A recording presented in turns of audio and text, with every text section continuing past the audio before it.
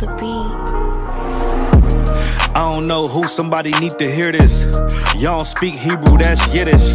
How the fuck you try to label us anti-Semitic? We the Israelites, blacks, native Hispanics. The Germans getting locked up for the Holocaust. Meanwhile, black people still up in the Holocaust. 100 million of us died in the transatlantic. 6 million died, y'all want the world to never forget it. You can never be a Jew, you a Ashkenaz. This ain't a star dum-dum, a gun die or die. Yeah, Yeezy told the truth and got ostracized. Not one person in the Bible had on a yarmulke. We was slaves in America like we was in Egypt. Y'all don't even fit the curses in the Torah neither. Y'all was blind to the truth, I had to make it clear. How Jerusalem, your land, your people came from Europe. That was 1947, your menorah got 9 sticks, it's really only 7. Yeah, it's us against the world, Armageddon. This what happened when you inherit lies from your ancestors. Y'all the synagogue of Satan with them black hats. Your whole nation sitting ducks, Aflacs. Bunch of thieves and culture vultures, ain't nothing kosher. To tell the truth, you vagabonds don't have a culture. Macedonia, Alexander and Philip, you a convert, so tell me, how the fuck is you Israel? That don't make you the people just cause you litter. Why my people can't hate your people like y'all hate Hitler? All the prophets was black and was called nigga. Y'all don't even fit the description that's in the scriptures. Abraham, all the way down to Jacob, we the real Jews. Y'all don't study Christ, y'all follow the Talmud. Keep it real, yeah, let's keep it real. Cold hard truth, it give you chills.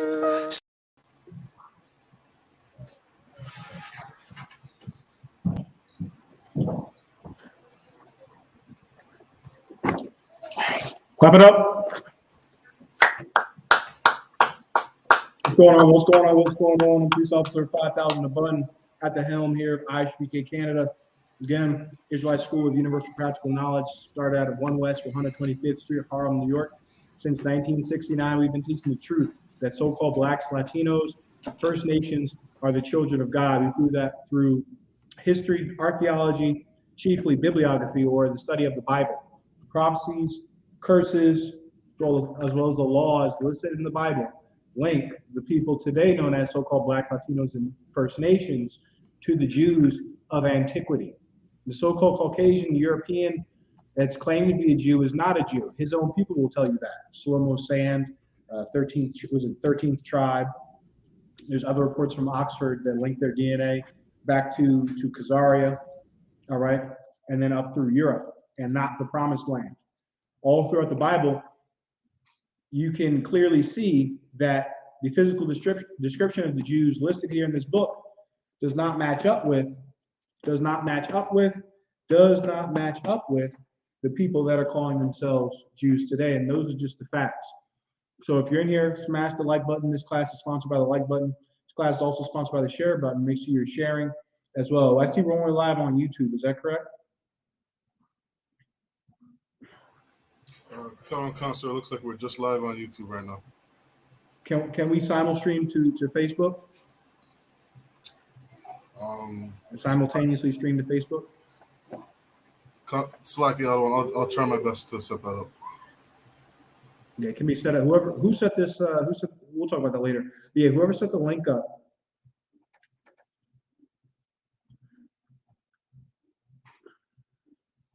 Whoever set the link up can choose which channels are streamed to, all right? Because of the YouTube, we're just not going to get as many views. That's fine. But we have the Facebook page. Let's stream to that as well.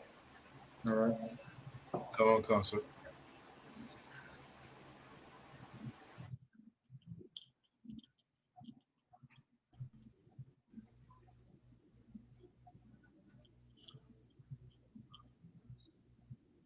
Shalom, sir. Shalom. All right, let's get questions in the room. If you're tuning in, if you can hear and see us, press 1. If you're tuning in, you can hear and see us, press 1. Let's get questions in the room. Anyone listening have questions? Come on, Counselor. Slacky. It's Officer one. I was just wondering that for a quick breakdown, or Slacky, the best way to cut Christians in Galatians Galatians chapter 3 and verse 29, where they use it to say that if you believe in Christ, you're Abraham's seed. Okay, let's go to Galatians 3 and 29. Come on, Council. This is Galatians chapter 3 and verse 29, and it reads, "And if ye be Christ, then are ye Abraham's seed, and heirs according to the promise." Read verse 27. Come. "For as many of you as have been baptized into Christ have put on Christ." For as many as you has been baptized in Christ have put on Christ. You know what that means? Sir. Okay, what does it mean to be baptized? It means that you're obeying Christ, that you're following his birth. You were clean. So like I would say that specifically to be baptized means that you were clean with the word.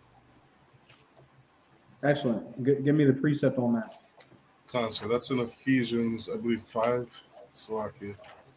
Yeah, the washing of the water by the word. To be baptized is to be taught the truth. To put it bluntly, so that a child or a golden retriever could understand it. It means to be taught the truth. All right, nothing else. The dipping in water, are you familiar with this? The dipping in water was symbolic that while you are cleaning yourself physically, you're getting the dirt off your body, you're removing harmful bacteria, etc. This is symbolic not for the cleansing of your physical body, but for the cleansing of your spirit, which can only be changed through your behavior. People in the world call it a vibe, right? I got a bad vibe from this person. You've heard people online talk about low vibrational plates. Officer Shariwan, what is a low vibrational plate? A low vibrational plate, according to online jargon, is a plate that is not good for you, that is not healthy, that's not right, generally speaking, right? Well, Blacks, Latinos, and First Nations, we are living low vibrational lives. We are not in the right vibe, in the right spirit. The only way to change your vibe and to change your spirit is to be taught again, is to learn something, is to learn a new thing. What is that new thing? The law, statutes, and commandments. Shari one. Now, read the precept on baptism. Concept. This is Ephesians 5 and verse 26. "That he might sanctify and cleanse it with the washing of water by the word." The washing of water by the word. Everyone understands the original concept of baptism, which was what? You being dunked or dipped in water. But what no one understands is that washing of water to cleanse your spirit is done by the word. You get my point? The true cleansing that's occurring is the cleansing that's done when you are told to do something different that changes your behavior.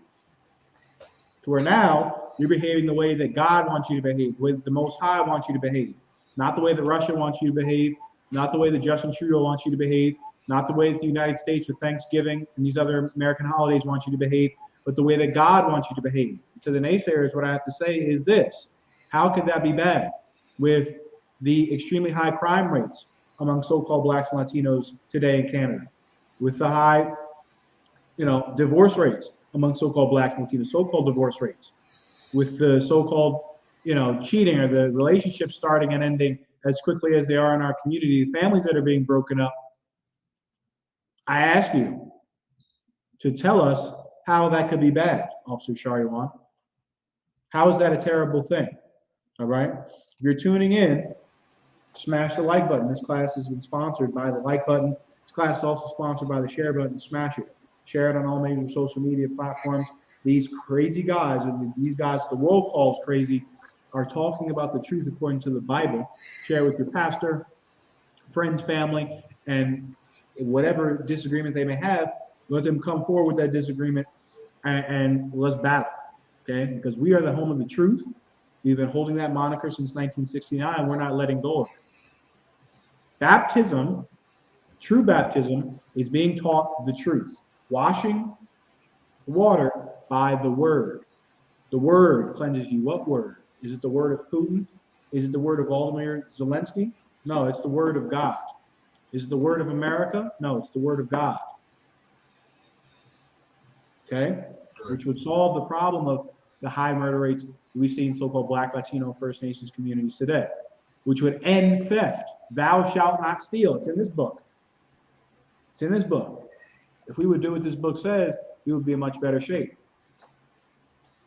Is that the end of that verse, Shari 1, the precept for baptism? Colonel Concert. All right, so let's go to the precept you wanted broken down. It's Galatians 3:29. Colonel Concert. I was in, I read verse 27. Yeah, so you understand now that to be baptized into Christ means what? What do you mean to follow Christ? No, baptized. You were Taught. taught. Oh, Salaki, sir. You were taught about Christ. You were taught this is what he likes, this is what he doesn't like. This is what he taught, this is what he did not teach. You understand? Come. Washing, you're washed into Christ, which means what? You were taught about him. Right. Well, one of the many things that Christ taught, you can go back to the officer's test, Matthew 5:17. 17 or 17 through 19. Think not that I'm come to destroy the law. I'm not come to destroy, but to fulfill. The law must be kept. And he didn't come to destroy the prophets either. You're not going to overcome these prophecies, the prophecies of God. All right? Come. The prophecies of God will come to pass. He didn't come to this earth to get rid of either of those things. We're talking about Jesus Christ, okay, whose name in Hebrew will be YAHWH HaMashiach. So you're baptized into Christ, you're taught about Christ. What's one of the things Christ taught? To keep the law, which the Christian's going to skip over. Let's keep reading after into Christ in that verse. Come, Concert. Have put on Christ. Have put on Christ. What does it mean to put on Christ, Shari 1? So now we know that baptized into Christ means you're taught about Christ. What is Christ? Christ is the truth, right? Out of his belly spews forth what? Living waters. Meaning what he has to teach, what he had to teach, and we had left written here in these records, brings people to life, teaches people how to truly live. Without it, we are a bunch of pill-popping thieves running around the streets of Canada. Now, what does it mean to put on Christ? So you learn about him. Then after you learn about him, what do you do? Shari 1. After you learn about him, you follow him. You follow him. One thing to hear about something, it's one thing to receive information, but it's another thing to apply it. That's where these dummies get the idea that college is a scam from. Because many of the things that people will go and learn in college, they'll never use in their actual job. But this is a side point. I'll be first to tell you that if you pick the right field in college, you'll absolutely use some of that information and that knowledge in your career. Not all of it. They don't design it to prepare you for a job per se. You learn how to learn. But, however, if you pick the right field, what you learn, you will apply to yourself, apply to your life. And and even more so with Christ, the one you call Christ, YAHWH. When you are baptized into him, when you learn about him, you're supposed to now apply what you've learned. You see, there's no shortage of information today, Officer Shariwa. We live in the age of information. People can, what we've said since 1969, people can just Google it now. Like, it's not even a point of conjecture anymore about who the Jews are. You can just look this stuff up. All this stuff you can just look up. All of these things you can read in books.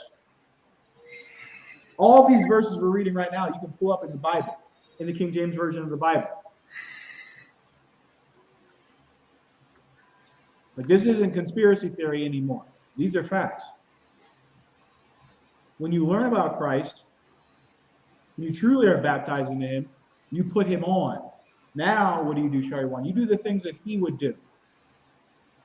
Christ would not have sex with a prostitute, okay, with a whore.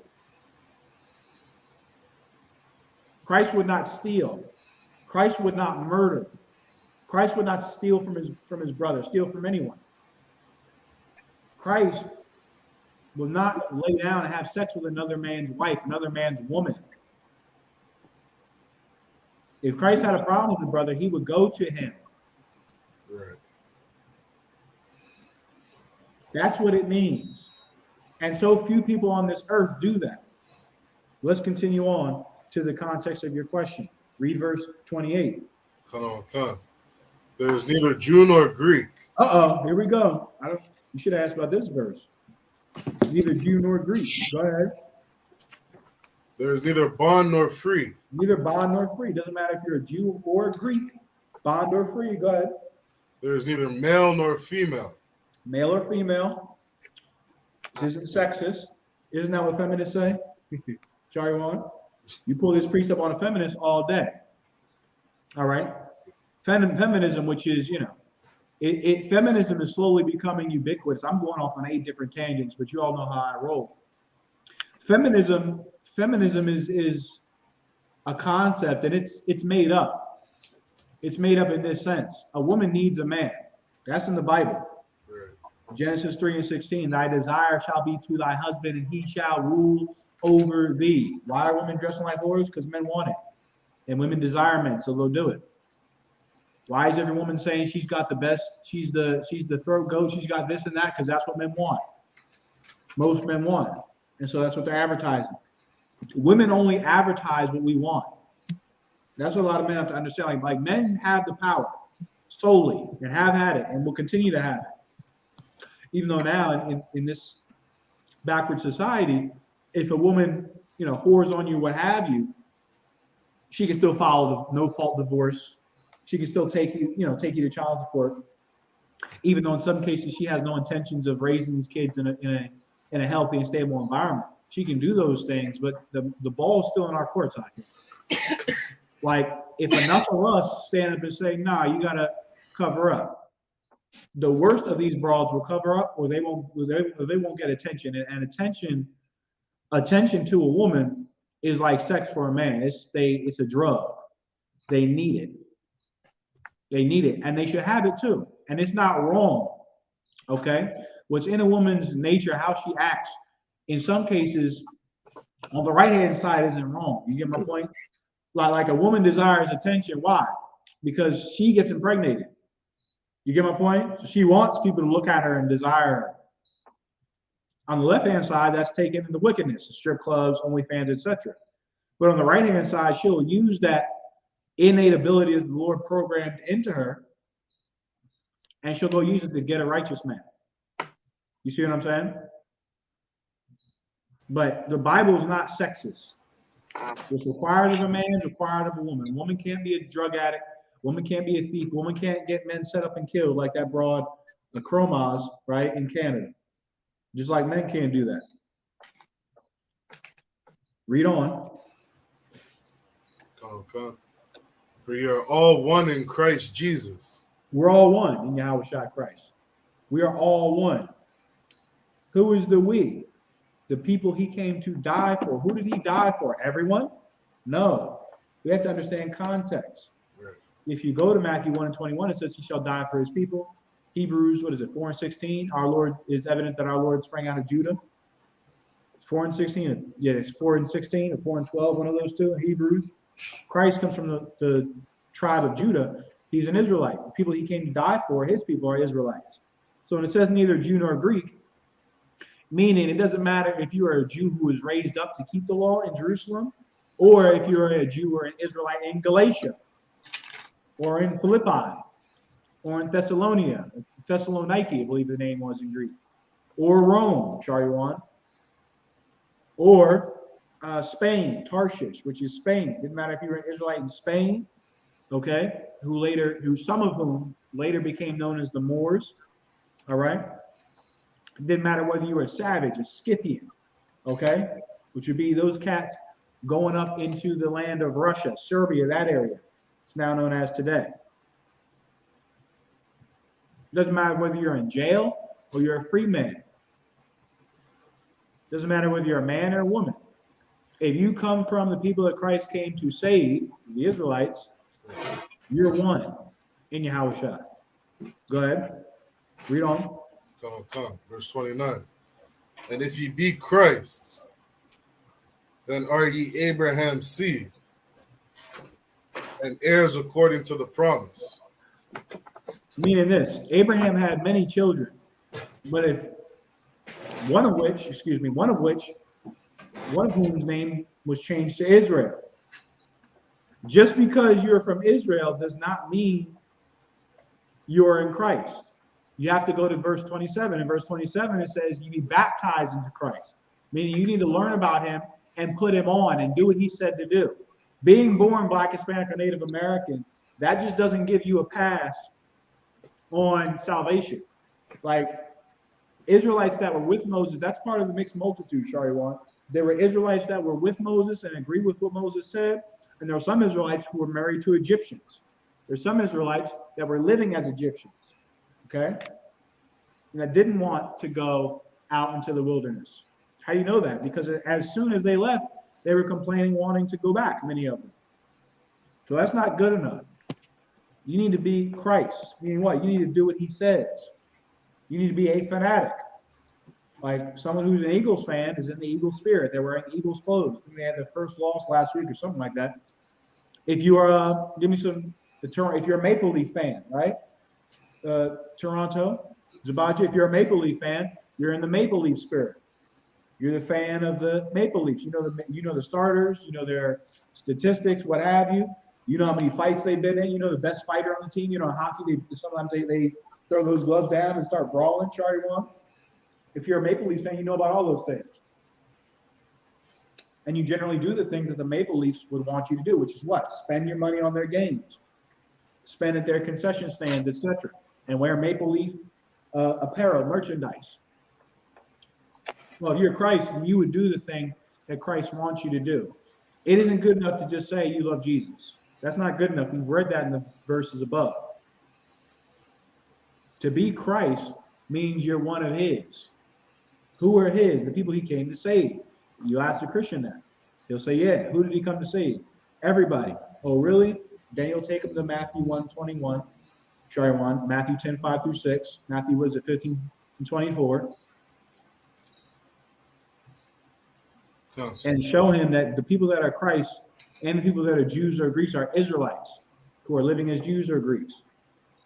All right. So in verse 29, when it says, and if ye be Christ, then ye are Abraham's seed. And you'd ask him, is everyone Abraham's seed? No. Everyone on this earth is not from Abraham. So this isn't talking about everyone.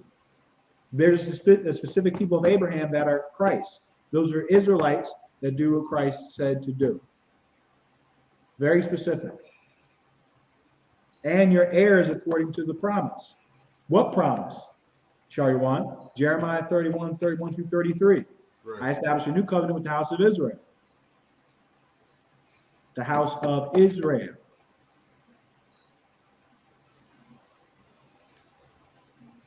Anything else? No, sir. Thought for it. Hi, Bart. Any other questions?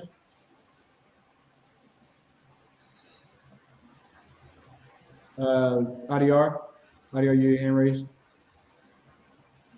Shalom,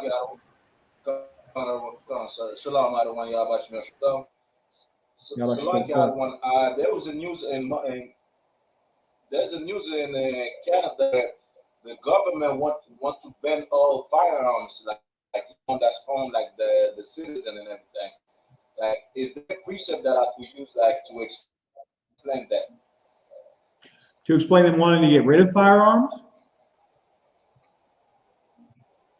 Because the government is actually seeking to ban all legal firearms ownership, like to disarming the people. Yeah, that's just politics. I mean, if you're asking for a precept in the Bible on what the prophets of God think of weapons and guns, let's get the words out of Christ's mouth. You all know what I want. Sell his cloak. All right. What politicians do, is political. Meaning, so like, go ahead.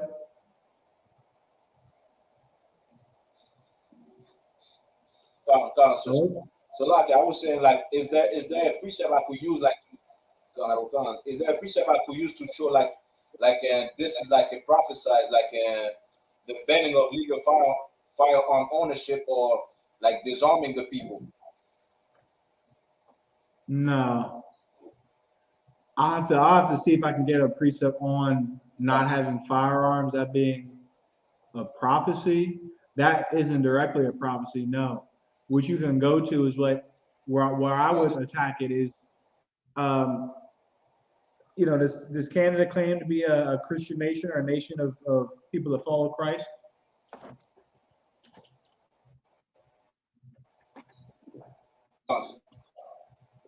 Yeah, and Christ was absolutely for people having weapons.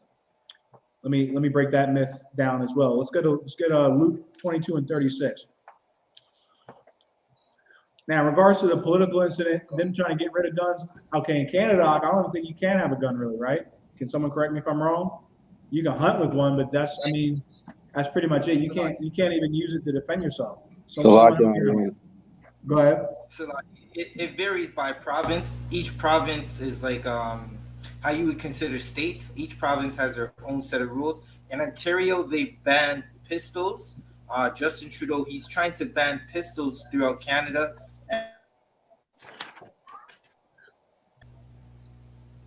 It really depends on the province that you're in. Like you can have certain guns, but here's my guess. The provinces that have black people in it, you can't have handguns. Am I right in just making that blanket statement? Yeah,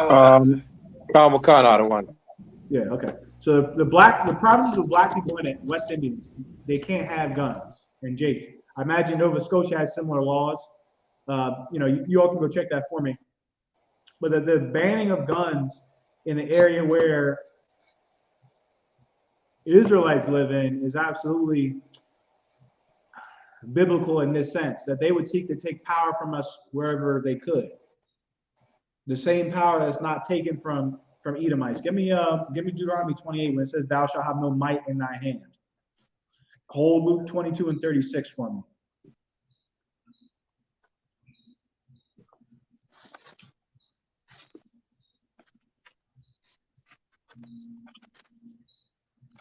Give me Deuteronomy 28 and 32. Slack, y'all. I have Deuteronomy 28 and 32. Go ahead. Kawakan. Deuteronomy chapter 28, verse 32. Thy sons and thy daughters shall be given unto another people, and thine eyes shall look and fail with longing for them all the day long. Stop. That's going into one of our topics that we're going on to in this class with those indigenous kids in British Columbia. All right. Those articles that I posted to the WhatsApp, Akim, if you can have them loaded and ready to share on this screen so everyone can see them. Our sons and daughters will be taken from us. Keep reading. Karawakan. And there shall be no might in thine hand. There will be no might in our hand. We wouldn't have any strength in our hands. And yes, Officer Adiyar, there has been a concerted effort to make sure that black men specifically are not legally armed. For whatever reason, Officer Adiyar, I still don't know. I'm still working on it. Pretty smart guy.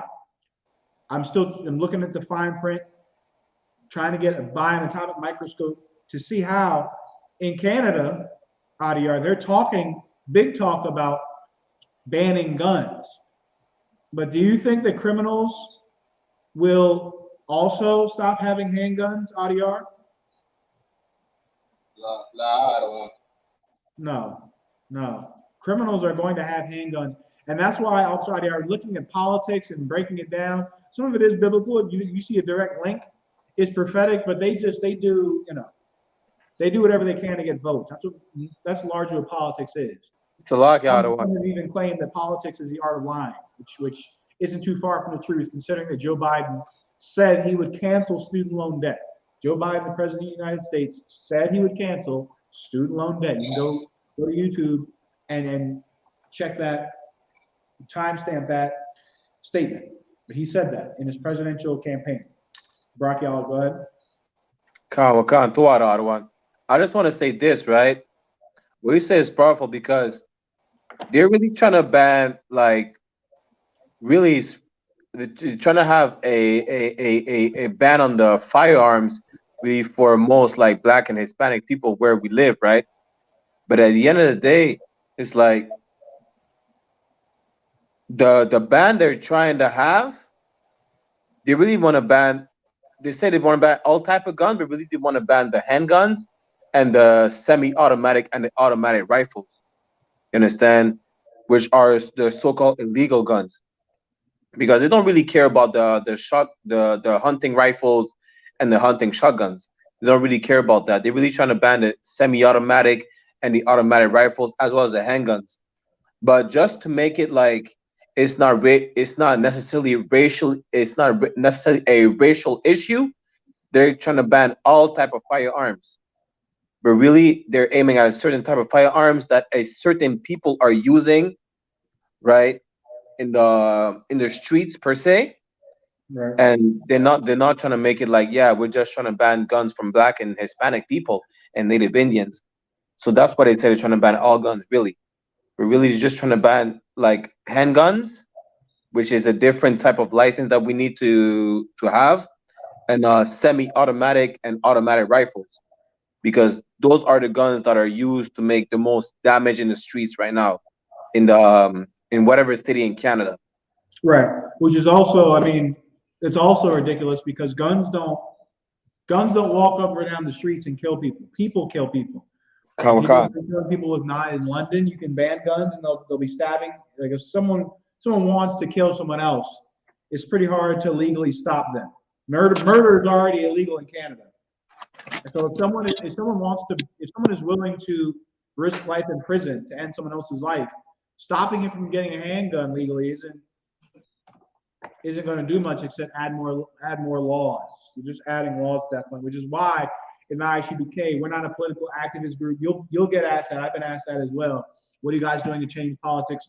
In the I.S.U.P.K, we're not trying to change politics. We're trying to change the hearts and minds of the people, which would remove the need for laws versus not having those laws. All right? But there shall be no might in thy hand. Someone pull up I just need an article on slaves not being allowed to have guns. I'll give you a quick rundown. Since the time of chattel slavery, particularly in the United States, the oppressor, the slave master, has had a big problem, specifically with so-called black men having handguns, having firearms. And I know this firsthand from, being the descendants of slaves in America. Okay, the tribe of Judah specifically, and I came from the West Indian Islands. If you know about the tribe of Benjamin having guns, not having guns, then let me know. But specifically with the tribe of Judah, they made sure, I mean, as far as we've been in America, we have not been able to, areas that we live in have historically been areas that legislate heavily against having firearms, period. I was in Chicago, Akim, in Chicago city limits, and I just was curious. Let me find a gun store in Chicago. I Googled from Google Maps, gun stores in Chicago. I found almost none. I want to say that there are no gun stores in Chicago because there might be one or two or a few, but Chicago is so big they call it Chicago land. Okay, and there are very few, if any, gun stores in Chicago. So Chicago also has one of the largest black populations in America. That's historic. I need the article. We can read it for the people listening online. Wanting to legislate against largely black areas or predominantly black cities having handguns has been the case since we've been in this country. Really, only Philadelphia is the only city that doesn't. Philadelphia is one of the few major cities that isn't staunchly against handguns. One of the few. Bracchiala? I have an article about gun control historically prohibiting blacks from owning one. Go ahead. So the article is that gun control historically has meant prohibiting blacks from owning one.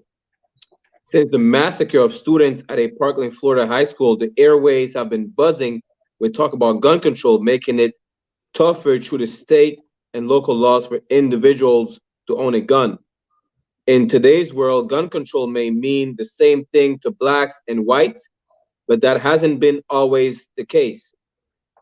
Differences in thinking about who should own a gun and who shouldn't emerged shortly after the country's founding as a slave-holding republic. Okay. Before the Civil War, states, mostly in the South, enacted slave codes. So give me 1 second. Enacted slave codes prohibiting blacks from holding guns. Adam Winkler, a UCLA law professor, said during slavery, blacks were prohibited from owning guns because whites feared they would rise up and abolish slavery through a civil war. Boom. That's what they're worried about. And also on a less direct level, they do not want the world or other people in this union to view black men as men. You get my point? Men across the world own guns. Okay, I don't know if you noticed. Arabs, the so-called Caucasian, the Caucasian in Brazil and South America, many of them own guns. Now in Europe, not so much. But the people that need to have guns, the authority figures, have guns. Why? Because it is in part a symbol of authority and of masculinity since time immemorial. So Men have guns. It's only here recent that violence is relegated to certain groups of men, like the military, police, some bodyguards, stuff like that. Before, and you can even see this in the Bible. If you were a man of a certain age, you were trained for war. That was it. You had 2 arms, 2 legs. You were functioning. You could move. You were trained on combat. You're trained in some sort of what they call now martial arts, some form of warfare, hand-to-hand combat, etc. David made it mandatory in his day for Judites, okay, who are today as so-called African Americans, for them to learn how to shoot a bow. Because I believe there's one battle that they fought. And after that battle, everyone of Judah at that time had to learn how to shoot a bow. This is something that men have done. And it's important. Martial arts training, weapons training, etc., is important to your core as a man. It establishes confidence, self-confidence, a level of confidence you don't get just going through life. And see, the slave master knows that. And so to keep you as low as he can on the totem pole of masculinity, he has enacted slave codes to make sure that you do not own guns. Like I said, that's twofold. It's to avoid a rebellion. How does a rebellion occur? A rebellion is men standing in one place and saying, we're not going to take the status quo anymore. And then them taking physical arms to go and wage war against the ruling class, or the ruling force, if you will. But it starts with men standing in one place. Again, I don't mean to attack low-hanging fruit, but another reason that feminism is ridiculous. No one's worried about women getting together in one place, which is why they give so-called black women big mouths on social media. You notice that, Akim? You go on any Twitter feed, there's some black woman talking about, I don't take this in a relationship. I don't take that in a relationship. You go to Twitter, you go to the viral tweets, it's a black woman saying, come give me oral sex, some crazy nonsense like that. Why do they have a big voice? Random so-called black men, do you see them going viral for, went target shooting today, or went to the gym, boxing gym? That stuff rarely goes viral. God forbid, I put cigarettes down today. That stuff never goes viral. You would think that so-called black men are just aimlessly walking through society. They give women big mouths because no one is threatened by a woman, which is why they gave so-called black women the idea, the facade of power. Black women really don't have power in the sense that they think they have it. They're used as pawns to fight us. But the illusion of power that they have is given to them because men know that women are not threatening. A bunch of women standing together, if they really got mad, what would they be able to do? Nothing. They just stand and talk and gossip. And then they bleed and they go home because they don't feel good. It's not disrespectful to women. That's your place. But men getting together, that's a goddamn problem. Because men get angry, and men that are capable of great violence when upset are a threat to the status quo. And so that's why they banned it. And in Canada, the only observation, it seems that they're following that same spirit. And they may not be directly saying, we're going to keep blacks from owning guns, but oddly enough, Toronto and Montreal, forget about having a gun and using it to defend yourself. But Northern Alberta, ADR, Brock Lesnar says he goes to Canada to hunt. He's not a Canadian citizen. He come up to Canada with guns to hunt. The things that they do, their activities, are not hindered by these gun laws. But the things that we do on the left-hand side in evil wickedness are hindered. And regular day-to-day, West Indian trying to protect his business in Toronto can't get a gun to protect his business. Or he can, but they're trying to legislate that away from the common man, the law-abiding man. Go ahead. So, like I said, it goes to show you that the leadership in Canada, they don't have any idea, any inkling of to what's really happening in their cities. Majority of the guns in the streets of Toronto right now are not legal guns, meaning they're not guns that were made in Canada or sold in Canada. They're ghost printed, 3D printed guns. Thank you. It's so, ADR, I mean, it's a moot point. You know what I mean? It's a moot point. Whether they legalize it or not, it's not going to make a difference. It's already, like the brother just said, it's already damn near illegal. But let me get Luke 22:36. If you're asking a prophet of God what he thinks about gun control or not gun control, Christ, our King, believed in men possessing weapons. It's not a foreign concept. It's not an insane or crazy concept. You go to Japan, you ask a samurai, say men should be martial. Okay? War-minded. Meaning what? Able to defend themselves. I'm not advocating anyone go out on an offensive and be, warmongers. That's not what I'm saying. But as a man, you need to be able to protect yourself. Is that crazy? Go check the Rams. Go look at male Rams. See what they do over in the Rockies. Shariwan. They're butting heads. Why? For their goddamn health? No, because it is a place of the male, of the man. Male Rams butt heads. Boom. They're fighting for something. Male gorillas fight. Fighting and war and defense is a part of a man's life. All right? And trying to legislate guns away for some political aim isn't going to change the problems that you're trying to solve. You get my point? But Christ absolutely believes in gun ownership, weapon ownership. Let's read it. Go ahead. Luke 22:36. Let's go. I got it. Go ahead. Luke chapter 22, verse 36. Then said he unto them, but now he that hath a purse, let him take it, and likewise his scrip. And he that hath no sword, let him sell his garment and buy one. Let him sell his garment and buy one. Christ is about to leave. Christ is about to die. He's about to go up on the cross. He's about to be betrayed by Judas. And he's telling them, you're with me, you didn't lack anything. Purse, scrip, you had the cash you needed, protection, all that. I'm about to leave now. So if you have a garment, if you don't have a sword, sell your garment and get a sword. Now, does that mean every man has to have a gun? No. Some of you should not own guns. Okay? You are absolutely irresponsible. You're going to get it and flash it to everybody and tell everybody you have one. You shouldn't have one. If you're in Canada, you can damn near forget about having one in the zones we're in.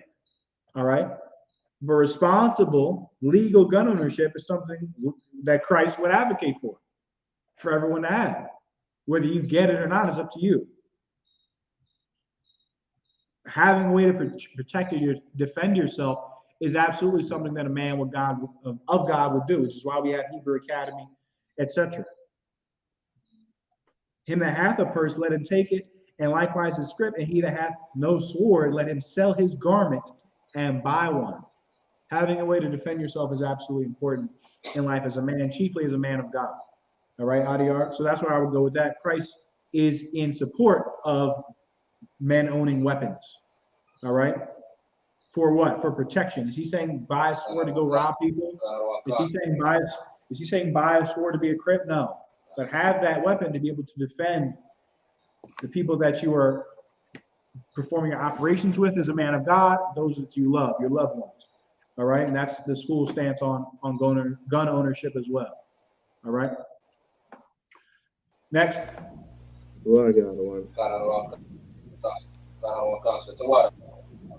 on 1 second, Brachial. Zabaji, did you have a question?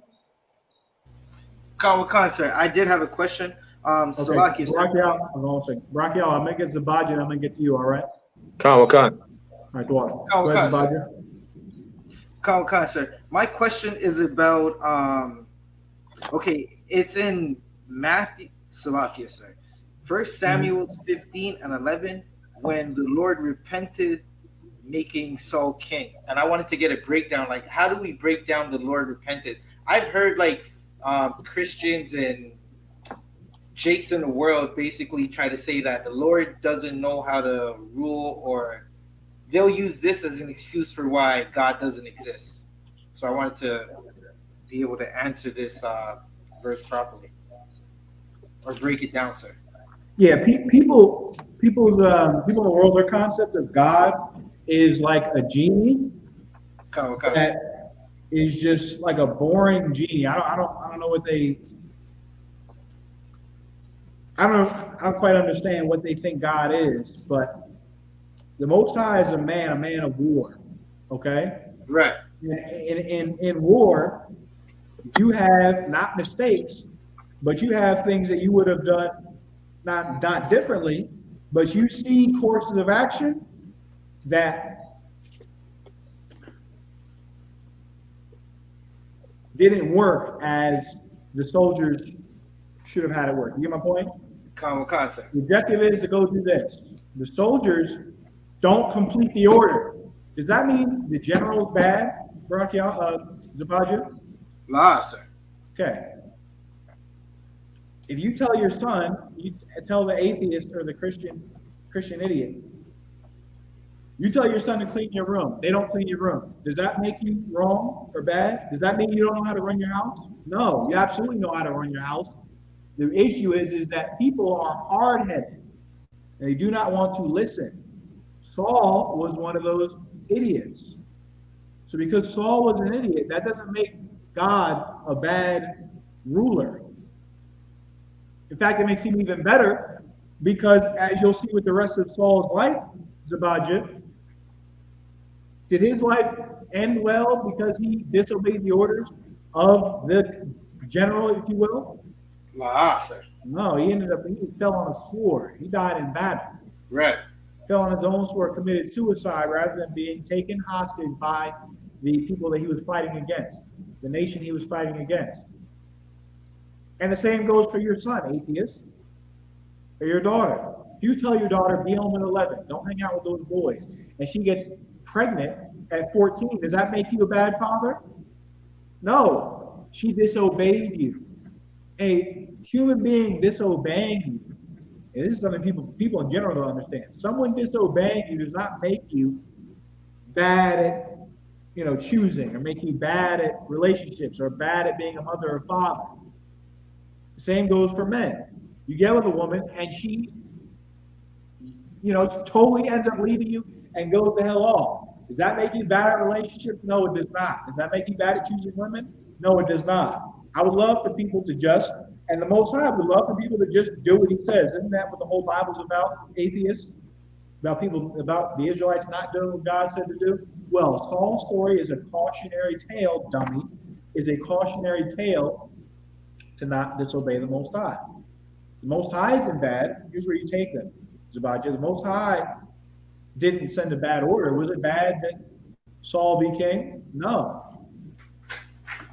No, it was going well, Zabajah. They took out the Amalekites, but he couldn't follow orders. He could not follow orders. That doesn't make the person giving orders bad. He didn't follow an order. It wasn't a bad order. And then you have them show me a bad order, give it in the Bible. There aren't any. The Lord is the heavenly Father. You're a father, you're a mother, right? The Lord is a parent, spiritually.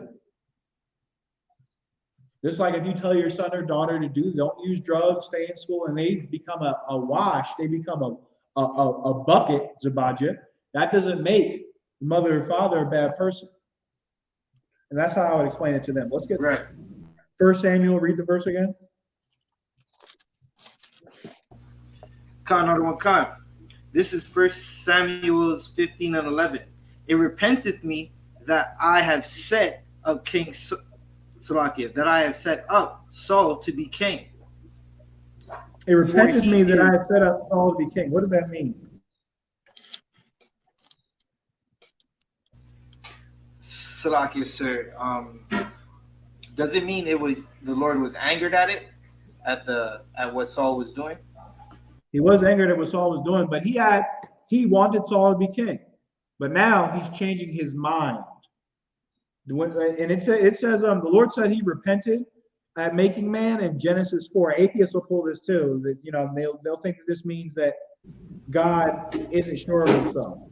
He's absolutely sure of himself. People aren't sure of themselves. It's like the atheist talking to you who doesn't even know how to be how could they be a good parent then? If they assume that if someone doesn't follow a command, that makes the person giving the command a bad person or unsure of themselves. That's not the case. Right. He's changing his mind about Saul being king, just like he had a plan in mind for humanity. At the time, humanity wasn't following that plan, so he's going to change how he deals with them now. He's going to drown them to death, except for 8 people. He didn't make people to drown them. He's not a psychopath. But people were disobeying him, and so he had to clean up shop. He had to clean up shop. And he had to clean up shop in the royal house of Israel. He's changing his mind about Saul being king. Why is he changing his mind, atheist? Let's read on. Khan. For he is turned back from following me, and he has not performed my commandments. So why did they repent the Most High, Abijah? Because he wasn't doing what he was told. If your child, atheist, doesn't do what they are told, you are going to change how you treat them. Whereas before they were getting everything that they wanted, or within reason, they were getting to play their video games, be on their gadgets or whatever. You're going to take that away if you're a good parent. You're going to show them that you just can't do what you want and expect the same outcome. You have to teach your son or daughter that there are consequences to their actions before they are burned for it, before they are scarred for life for it. The Lord was doing the same thing, something similar with Saul. Why? Because Saul did not obey him. Let's read on. Khan. And it grieved Samuel. And it grieved Samuel. Samuel was upset at this. He cried. Why? Because he saw that the Lord had him anointed.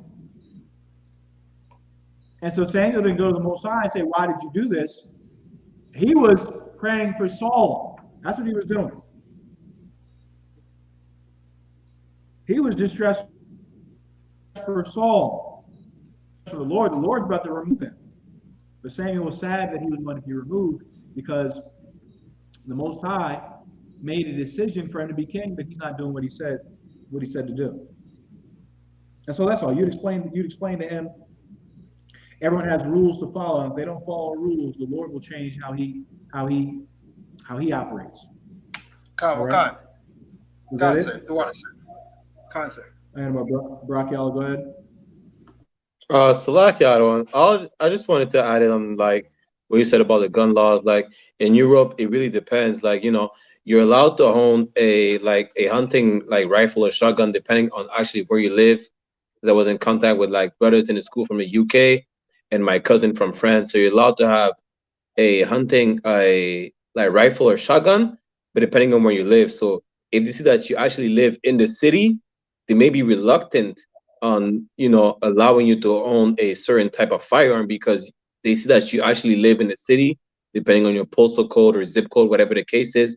So it's like, what are you gonna do with a hunting firearm or any type of firearm, basically, if you live in the city? Because if you have any firearm in the city, it is for a specific purpose, which is most likely to do unlawful stuff, basically. Just like in Canada, in Canada, it's not as restricted as Europe, but then again, it's like in Canada, same thing. You're only allowed to have a firearm for hunting purposes or sport purposes, not for no protection purposes. That's basically what I wanted to add to the point you were making beforehand. I don't want Salakia. Go on. Any other questions? Questions online? So we don't have any questions online. I did have a follow another question.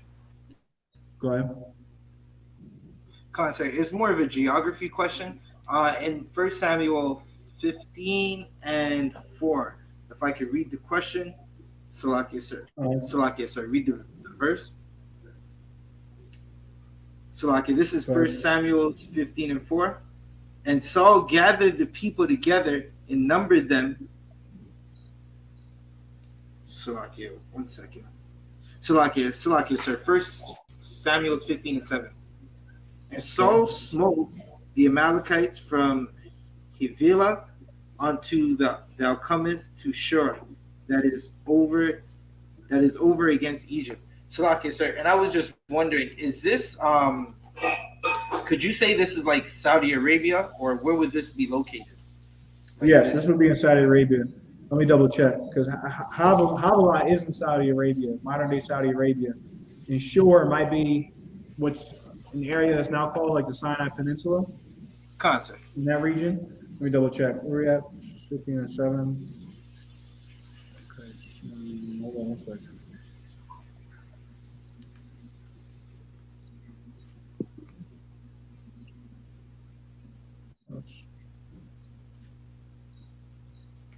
Can we get the articles lined up as well, please? Sir, I have them lined up. Salakia, sir. I have them lined up whenever you're ready. Okay.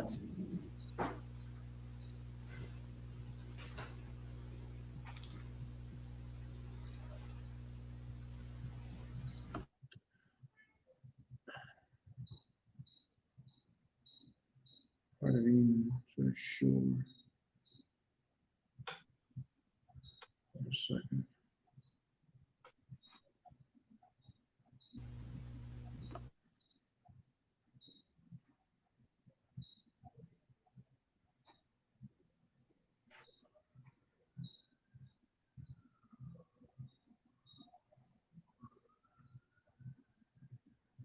Yeah, so that's close by what's now known as the Sinai Peninsula, over to modern day Palestine as Shur. And Havilah, they're saying it's 1 or 2 places. Let me see. Okay, is it Saudi Arabia? Paisan. Does anyone have the four rivers breakdown? It's the Tigris, Euphrates, Gulf of Aden, and not the Red Sea. Yeah, it is the Red Sea. It's like it. Yeah, Red Sea, Gulf of Aden. It's like Red Sea, Gulf of Aden. Red Sea, Gulf of Aden, Tigris, Euphrates. Yeah, it would be the Gulf of Aden will be where the Paisan is, and so Havilah, yeah, it would be like the Saudi Arabian area, Saudi Arabian Peninsula, that zone. He was killing them from there, which would be in or around the land of Israel, all the way up, chasing them all the way up to almost Egypt. It's about you, all right? Khan, the water, sir. Man above. And if you go to Havilah, the second definition, where it says a district of Arabia, named after the second son of Cush, in the northwestern part of Yemen, they got that right, because what they don't know is that the river Paisan, the Paisan River is the Gulf of Aden. The Gulf of Aden. And then there's one that goes from, here in 1 second, 4 rivers. Guys, taking me back, way back. Let's see. Eden, the water of the garden versus Paisan. Yeah, Havilah, but there's gold. Yeah, the Paisan is the Gulf of Aden, because that encompasses the whole land of Havilah, which is Saudi Arabian Peninsula. That matter of fact, okay, let's pull up a map. Let's do this real quick. It's a lot here. I'm just talking. I want everyone online to see this, because I'm sure this isn't the first time. This will be the first. You won't be the only person in here that doesn't know the 4 rivers. Let's get the 4 rivers real quick, and then I'm going to go into my topics, all right? So I'm going to pull up a map. I want a map of the Middle East. I want a map of the Middle East that highlights the bodies of water, all right? But you have to understand what the 4 rivers, I'm going to do this briefly, but you have to understand what the 4 rivers is not. It's not a river in the sense of the way we think of rivers today. Like if it's bigger than the St. Lawrence, it's not a river. a river, think of a river like this, a small body of water flowing into a larger body of water. All right? And that's what the four rivers are. So someone pull up a map, and then someone else, let's go to Genesis 2 and 11. Those of you listening online, it's the four rivers breakdown. The four rivers are important because it spans the Garden of Eden, which is the land of Israel. All right? I need a map up on the screen, Baba Prashad. Can someone pull it up? Khan, sir, I'm working on it right now. All right, Con, I have to grab a tissue. Bear with me 1 second. All right. When you get Genesis 2 and 11, start reading. Con, I got it, Otto one. Go ahead.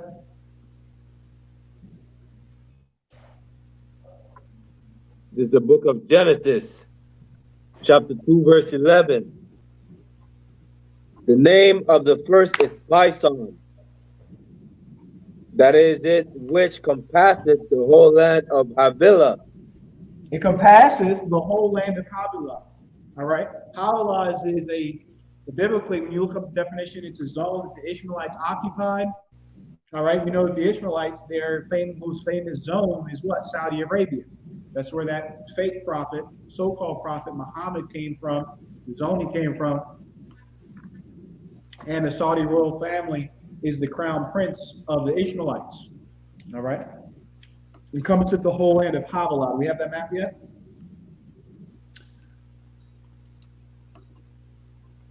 So, okay, one moment, sir. Okay. Anyone in the chat, if you have questions, type your questions in. If you're in the chat, type your questions in. If you're watching, you're privileged of watching this class. This class is sponsored by the like button. Smash the like button. Help us get on the front page of YouTube. This class is also sponsored by the share button. Smash the share button. Let's get this knowledge spread out across the earth, because well-paid archaeologists, multi-billion-dollar entities would love to know what the four rivers are, but you're being given this for free. All right, so sit back, grab a pen, pad, popcorn. We should charge you for this, but this is free, as we have received it freely. All right, I'm pulling the map up. It's taking too long. Slovakia. Middle East map. Okay, you just pull Google Maps up. Yeah, just pull Google Maps. You type in Saudi Arabia. Saudi Arabia. I'm gonna share my screen. This is taking too long. Slovakia. 1 second.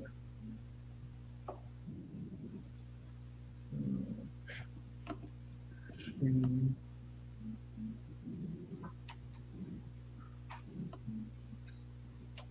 you see my screen, Akim?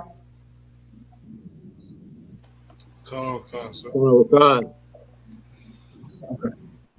Okay, you see the Middle East? Khan, sir, I can see. Sir. Okay, so read 2 and 11 again. Khan, Genesis chapter 2, verse 11. The name of the first is Pison. That is it which the name of the first is Pison. Yeah, the name of the first is Pison, which covers what? That is it which compasseth the whole land of Havilah. The whole land of Havilah. Havilah is around here. All right. Sana'a, this is an ancient city in Yemen. I believe it has that same name there in the Bible. But this is where many of the Cushites had lived at one time, all right, as well as the Ishmaelites. And if you can see here on this map, I'm giving you guys a quick history lesson. All right, the Cushites had lived here for a time, meaning Africans. A group of Africans known as the Cushites lived here, but they traveled across by boat to these regions, Djibouti, all right, Eritrea, where Nipsey Hussle's from, and you got down here the goddamn pirates, Somalia. Don't mess with them, they'll knock your goddamn helicopter down. All right, Black Hawk Down, Somalia. Pirates over there, steal some stuff off your ship, hold you hostage over there. I wouldn't go to Mogadishu. You got Ethiopia, Ethiopians. All right, you got South Sudan, will also be Cushite, and South Sudan, which would be the Maasai tribe I believe live here. These are where the actual Egyptians are. These people here in Egypt today, let's scroll up to Egypt. These people in Egypt today are Arabs and Greeks, babies of Ptolemy, the so-called white man, all right, and Arabs, Ishmaelites. But down here, way down in Sudan, you got Ishmaelites up here as well, in regular Sudan, largely Ishmaelites as well as some Hamites. Shalakia. Oh, we are back in Pennsylvania for whatever reason. Can everyone still hear me? Come on, council. Okay, this is Come. again, I freestyle my classes. This has devolved into a history lesson. Just bear with me. You know why this is totally jacked. Saudi Arabia. Got terrible connection.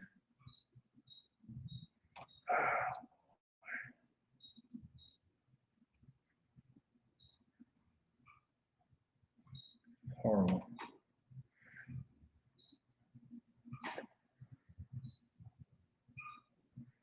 History lesson is on pause. You have the articles up yet, Akim? You have the articles ready?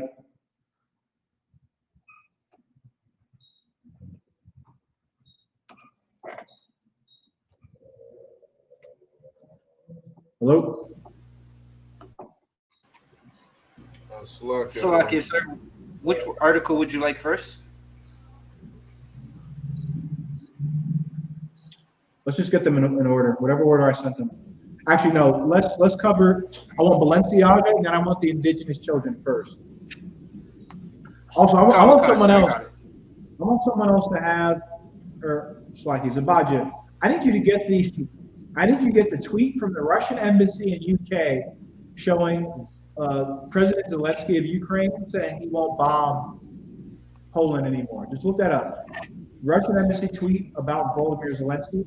It'll have a cartoon of him with a long nose. I need you to share this on the screen, and I need Benai Brith to come step up to the plate and examine and see whether this is anti-Semitic or whether a bunch of Negroes coming to Canada to talk about the Bible, whether that needs to be front page in the news and we need to be called a goddamn terrorist group. We need to be stopped from coming into the country. Are we the problem, or is Russia actually racist against you? You'll find out in a second. But I'm pulling up Google Maps here now.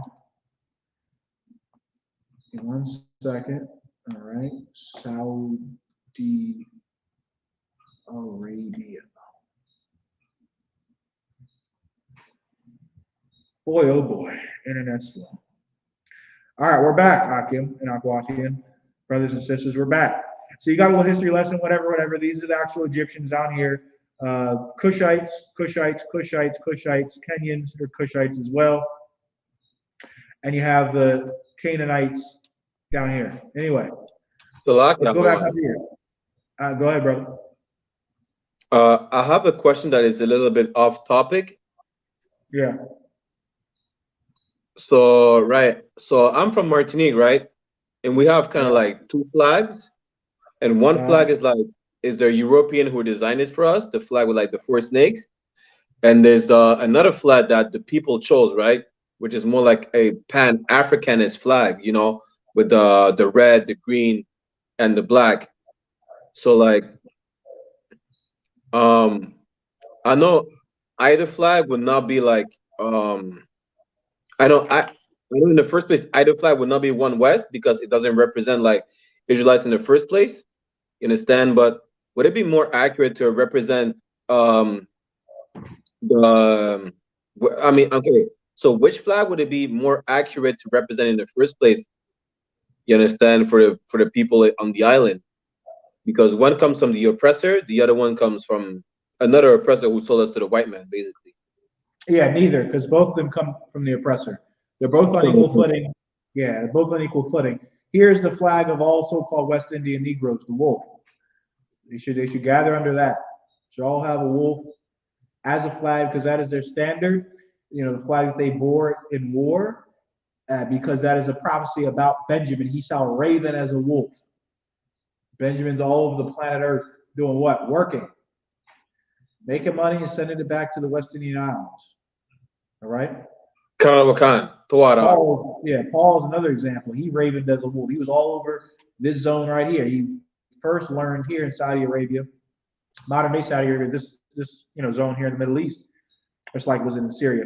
This zone, this general area, Middle East, Salaki, I don't want to get it wrong.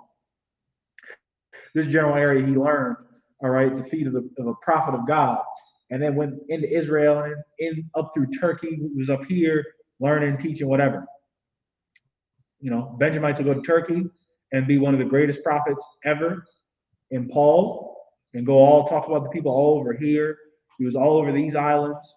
Paul went to Rome, sailing everywhere, all up in this zone, all over these zones. Talked about the people, the Israelites that are up in these zones up here, Scythians, etc. All right. Why? Because he ravened as a wolf. He was in the spirit of Benjamin, going far and wide to eat up the land in the spirit of the Most High Yahushua. All right, to work, and he was always working, always abounding in the truth. Let's get back on topic. I'm going to do this briefly. 4 rivers. All right, so Paisan is the Gulf of Aden. This is a river. Why is this a river, ladies and gentlemen?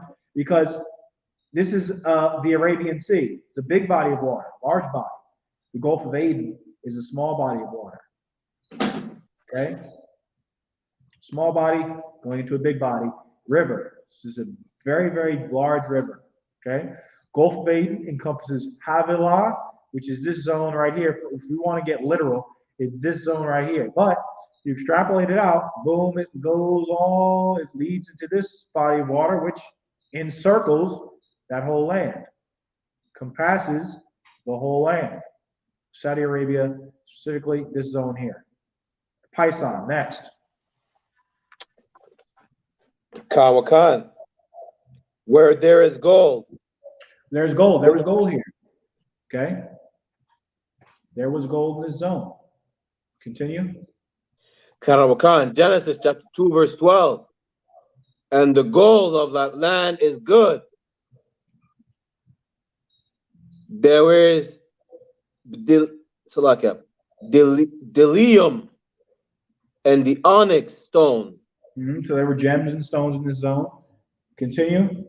Kawakan, verse 13. And the name of the second river is Gihon. Is Gihon. Idiots, remedial scholars will say that this is the Red Sea. But Ethiopia has borne its name since time of the Bible. Ethiopia is one of the oldest countries on the earth. Okay? The Red Sea does not encompass Ethiopia. I'm trying to zoom in so you can see.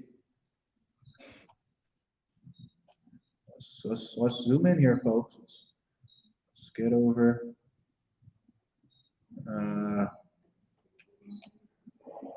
Addis Ababa. Are there Benjamites over here? I saw there was some documentary and they were West Indians in Addis Ababa. Can someone confirm that for me or no? There's Benjamites over here. If I may. Go ahead. There is predominantly Jamaicans, but there's more than just Jamaicans over there, because after so-called Haile Selassie came into the West Indies, right, and said, we're gonna give land into Ethiopia to some Benjamites. It's predominantly Jamaicans, but there's more than just Jamaicans over there. In Addis Ababa, or whatever the name is in Ethiopia. But nowadays they're actually kicking the Benjamites out of the land actually. Salakia, sir. Go ahead, Badger. I was gonna say that the Benjamites that made the mistake of going into the land of people who hate them, they're finding out that they hate them. They're not treated the same. They're treated like niggas. Salakia, sir. Yeah, right. They're in an oppressor's land. Anyway, what I want you to see is that there's scholars will say this is the Red Sea, I believe. This one's the Red Sea. But I don't even see the Red Sea going through this place at all. Maybe it does. Maybe I didn't zoom in enough. But if you peek out here, there's a sea that encompasses it. Meaning what? It circles it. You go to Ethiopia, which okay, these little zones, Eritrea, Djibouti, Somalia, this was all Ethiopia. Okay, the word Ethiopia just means black, and the word Kush means dark. All right. So the white man, when he went over there, he called it Ethiopia, which is the Greek word for black or dark, and the people were very dark. You go to South Sudan. That's I think the darkest model. There's some model that they love down there. She's from South Sudan. She has dark. She's close to a Sharpie marker. Okay, she's about as close to a Sharpie marker as I've seen. She's from South Sudan. The model, and Alexander peeped that, or he saw that, and he called them Ethiopia. Called it Ethiopia, Ethiopians, which means dark. All right. Go ahead. What you just said was very interesting, right? That Ethiopia means dark or black, right? Because when you talk to certain Benjamites, right, specifically like the Rastas or Rastafarians, they like to say like Ethiopia has never been conquered, right? But here Ethiopia is called Ethiopia after somebody who conquered it, or somebody who went around and named it. Yeah, it's a Greek word. What the hell are they talking about? Yeah, like the people that made that's not like Obama and them. Their cousins don't call it, Ethiopia. Now, I don't know about Kenya. Kenya, that doesn't even sound. That sounds Greek. Slovakia. We need to get confirmation on that later. But all these little countries, all this was made up by Caucasians, British and French. With I think Far was French, Cameroon's French. They speak French over there. Whatever. This is going too far. Anyway, Ethiopia, right? All this is Ethiopia. The river that encompasses Ethiopia proper, or this zone that is connected to Aden, which also encompasses Havilah, Salakia, is the Red Sea. The Red Sea is the second river, and the third and fourth, the Gihon, Tigris and Euphrates. That's easy. They're still around. The Tigris and Euphrates. What the hell are they?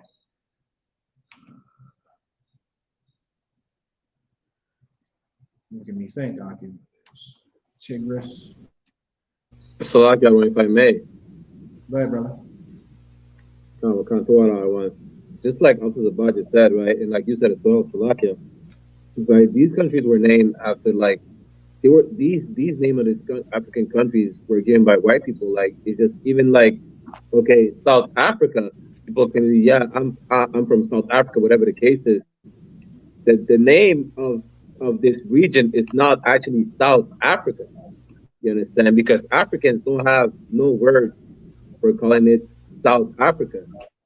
You understand? Whatever is Zimbabwe or whatever country there is down there at the southern part of the continent is not the actual name of the region. You understand? But then again, I'm just gonna paraphrase, like Ham is a servant of servants. You understand? It clings, like the Africans or the Hamites really clings to like whatever the oppressor is giving them. Basically, whatever the oppressor is giving them, whether it's the Arabs, the white man, or the Chinese, they cling to it, and then they want to, join in with them. So like, right. So those are the four rivers: the Tigris and Euphrates. You can go look that up on your own. They go through Iraq. What you do is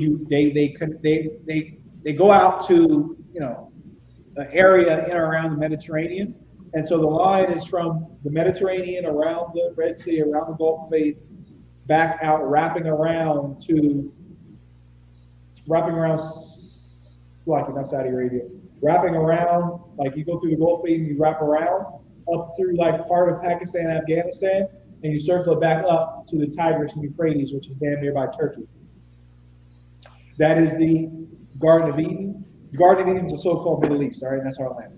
All right, let's get our articles, let's get our stories up. First, I need the picture of Volodymyr Zelensky from the Russian embassy in the UK, because they just blazed on Kyrie Irving. They made him go through a goddamn Skyrim side quest document. He was on the mission to go to the NBA Finals. They made him take a side quest. Those of you that play video games, made him take a damn side quest. He had to go talk to Jewish leaders, pay $500,000, say I'm sorry, and renounce the film, among other things. All right. Come to find out, there's people posting and commenting and saying things that are far more racist against the so-called Jewish community than posting a movie that the person that posted it didn't even say they agreed with everything in the movie. They said, "Hey, just check this movie out.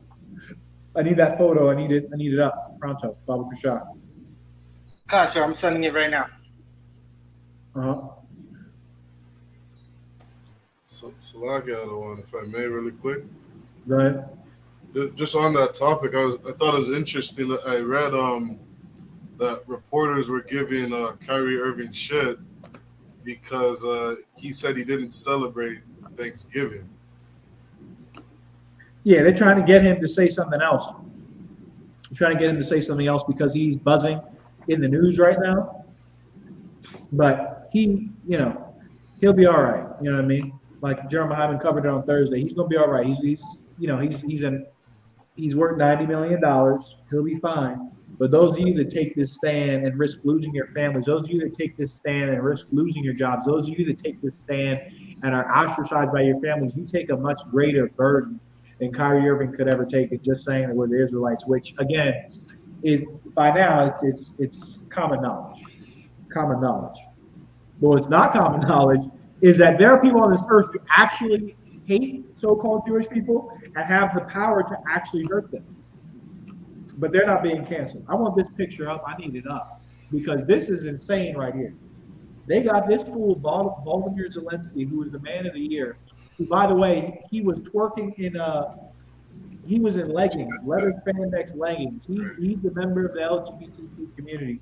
But he's somehow manly because he's telling Ukrainians to become human shields. Essentially, that's what's going on. Okay?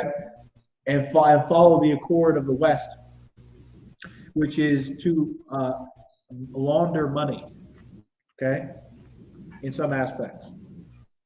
Good. We got this internet connection down. It's down like it was down during the time of COVID, man. Golly, while this is loading, again, smash the like button, share. No, there's a picture. I'm gonna show you the picture. No, there's a picture. It's like a cartoon. Russian cartoon. Salaki, sir, cartoon? Yeah, Zelensky. He's like writing on a chalkboard. Like it's the scene from The Simpsons, I think, when the cast name Bart was writing on the chalkboard. Concert, so it's like a meme. Yeah, hold on. I'm getting it. Concert.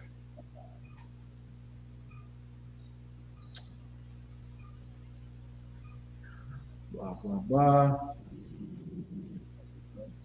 I want you guys to see some real hatred of the so-called Jew, who is not the real Jew. It's not hateful to say the truth, but it is hateful to do this. Look at this right here. Look at this little man right here. I want you to zoom in. I want you to pay close attention to a specific part of his anatomy. It's overgrown. Does everyone see this? You see, Kyrie Irving didn't do this. Kanye West didn't do this. But the Russian embassy in the United States, they just came out with this cartoon. Audio, you see it now, right? They just came out with this cartoon. Allegedly, right? Even though it says, who is that? Matt Gardening? I don't know who that is, but that's not a Russian name. But this image is attributed to the Russian embassy in the UK, and has Volodymyr Zelensky saying, "I will not fire missiles at Poland." Also, if you do not know, the Ukraine shot missiles at Poland, killed 2 people, and then tried to blame it on the Russians. I don't know if you heard about that. But they want to get into NATO, something horrible. All right, and try to pin it on the Russians, but whatever. Anyway, there's a certain part of his anatomy that's overgrown. It's very large. His nose. Volodymyr Zelensky, of course, of all people, is also, I believe, also a so-called Jew by ethnicity. Or he has that in his family. And the Russian embassy in the UK posted that name to Twitter. Aki, this is on Twitter. You can go to the Russian embassy UK to their Twitter right now And you can see them make a meme with him with a giant nose. Are they going to get canceled, Akia? Will Russia have to go on a side quest? Will the Russian embassy have to apologize to Jewish leaders? There's Jewish people in Russia right now. Right. And Jewish people abroad. That should be world news right there. I don't know about. Awesome.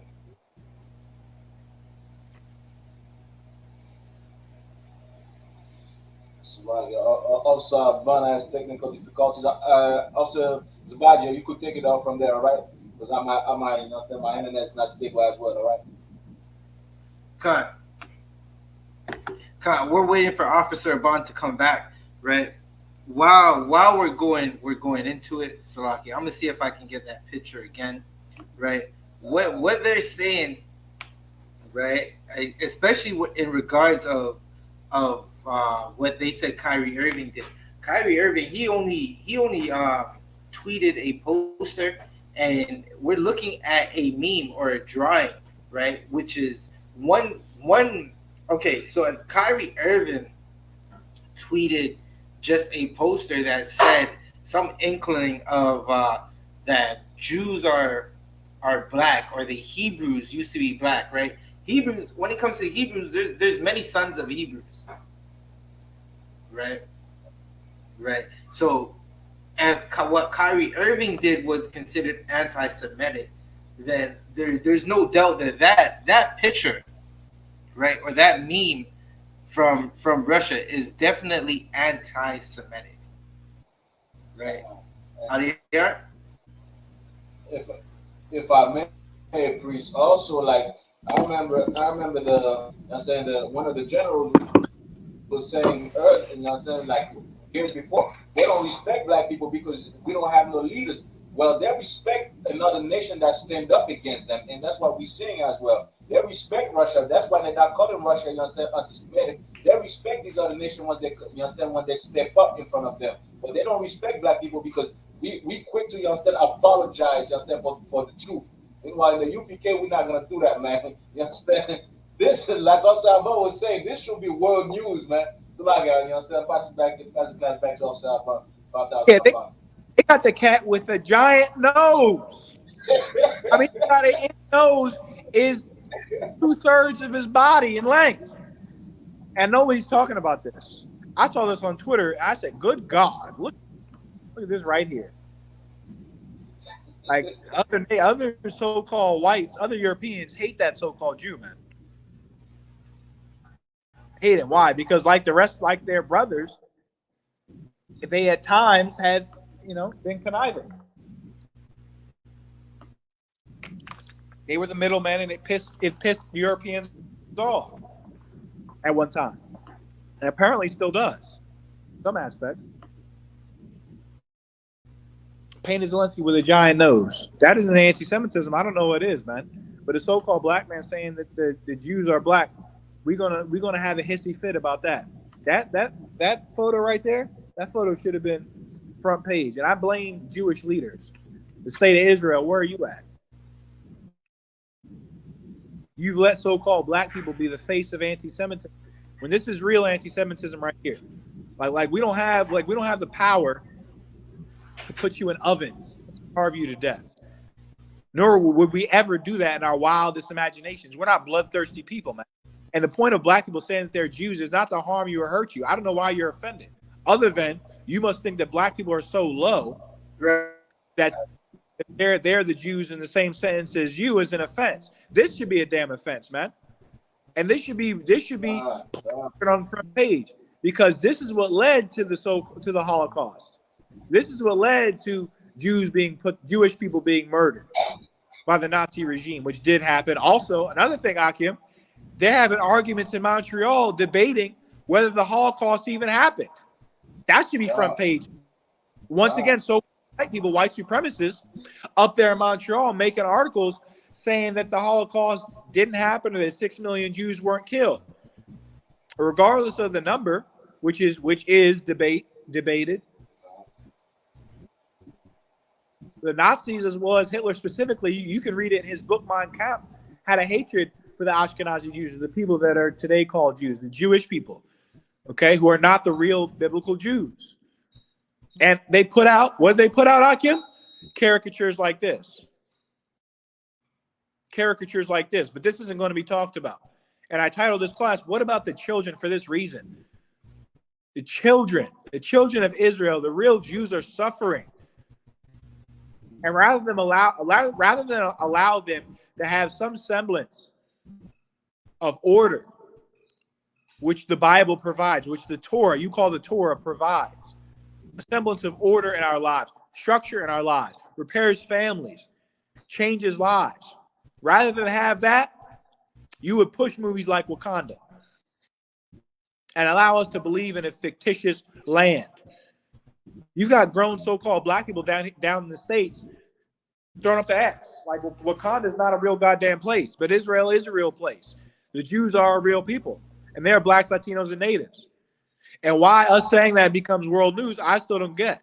But this should be plastered on the wall. You know why it's not? Because they hate us. Give me Ezekiel 35:5. I'm going to show you the biblical reason as to why this is not front page news for so-called anti-Semitism. Because pictures like this got Jewish people put in ovens.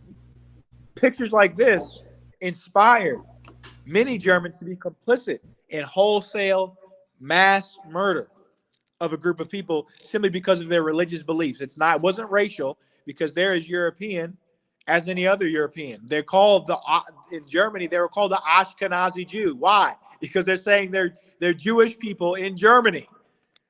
They're German.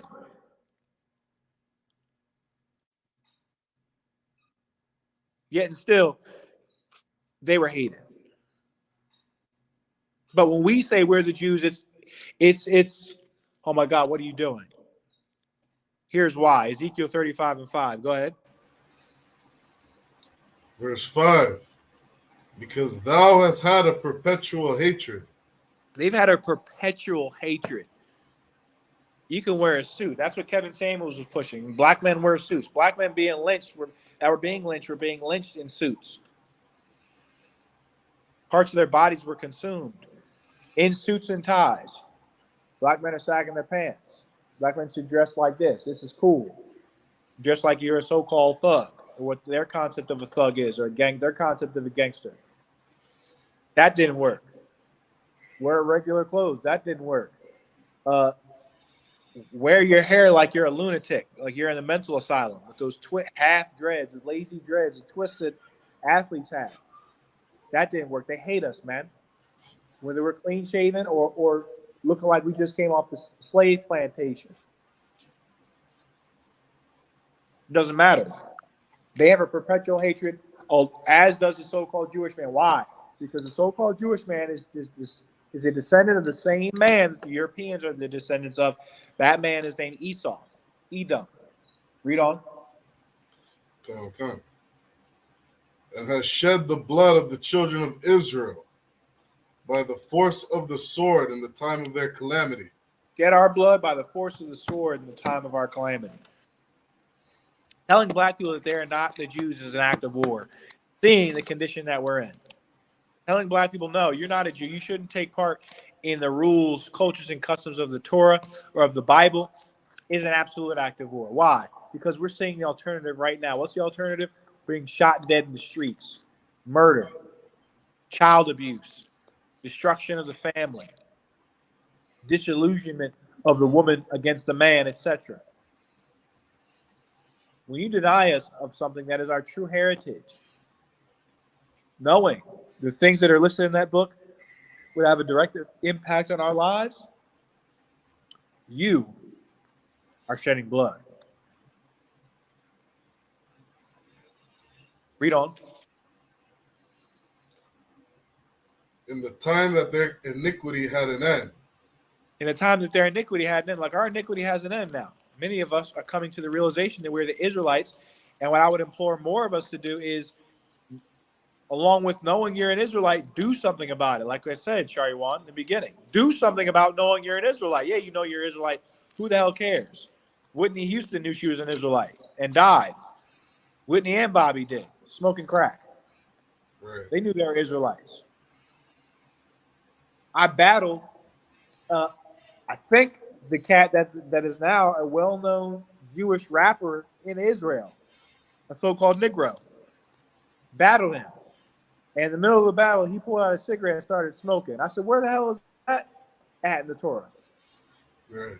It's not a sin. I pulled Genesis 20, was it 27:17, and battling this cat and his European Israeli friend.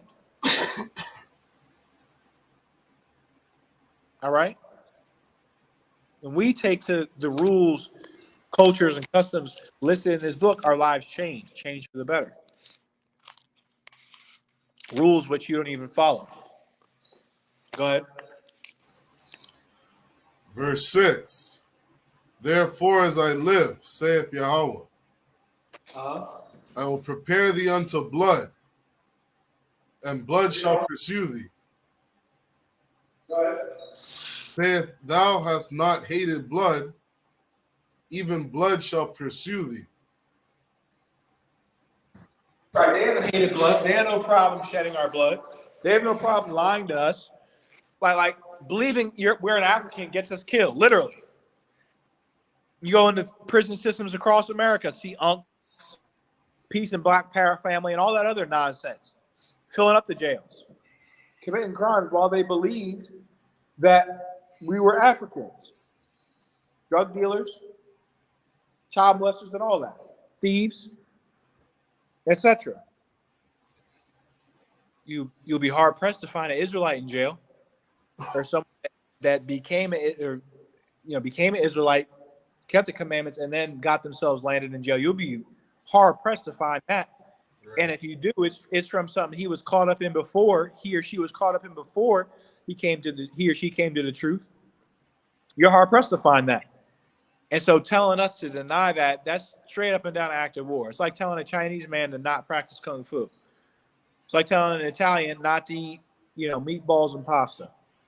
It's our bread and butter. It's who we are. And coming back to who you are will make life worth living. All right, give me the children. Give me the rest of the children articles. Give me the Balenciaga one.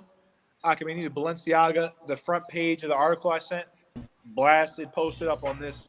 And they're fighting up about women's rights, which is a fight. Noble cause. The men have what a man should not be allowed to do. Women should be allowed to do either. If men and women work the same jobs, listen, women should be able to rip the pockets out of this economy as well. She should be paid what she's due as well. In all this fight for equality, etc., this somehow slips through the cracks. Scroll down. Let's wait for it to upload. Balenciaga is posting children with teddy bears with, BDSM themed gear on it, and the people caught on to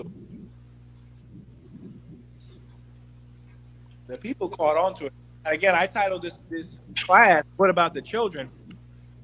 Like society, again, be hard pressed to prove that this society gives a damn about. They talk about kids running up and down the streets, acting a fool,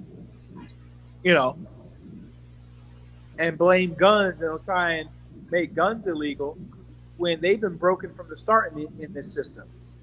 When you have a parent that is clearly out of their goddamn minds, yet they still get to see the child alone, operate with them alone. And the children are put in adult situations from young, and they don't have a chance. Even after, sir, if I may. Hold on 1 second. Even after the whole Epstein thing,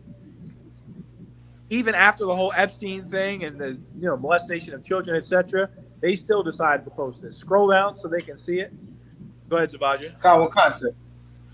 Sir, I was just gonna say, I've heard about this article. I seen it. They were talking about it on Clubhouse, and it's damn near grooming, on a mass scale to children in the world.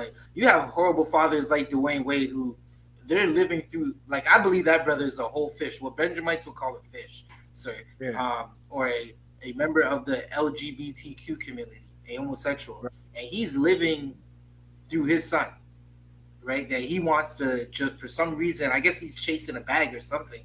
He wants to change his son to a daughter, to a woman. And it goes to show you that, like, okay, even with what happened to the sister, there's rumors that the sister in Mexico, she was killed by a member of the trans community. Yeah, it was a trans man, a trans woman. Beat her to goddamn death. Was it the person that was hitting her, or was it the person filming? Salakia said the person filming was sure zesty. I couldn't tell, but the way people are speaking on social media, they're making it seem like it's the trans man was fighting her. Beat her to death. Right. You talk up and down all day about a man not putting hands on a woman, domestic violence. These men are nothing. And what are you going to say about the men trying to be women? And didn't we talk about this, Akim? As soon as they came out, it started to come out with the trans bathrooms in the United States.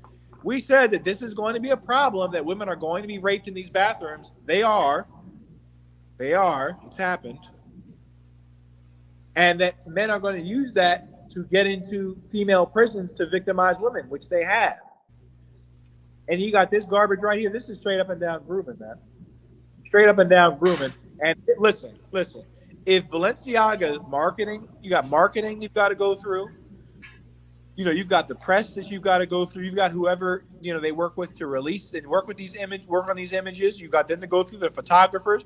We're all complicit in this to the point that it was posted. Advertise their products using children and BDSM toys. Then that's what they believe at that company.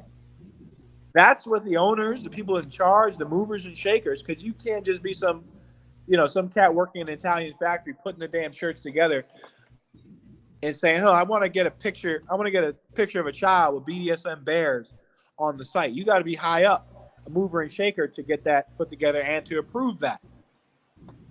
And that's what they've approved, because that's what's in their mind.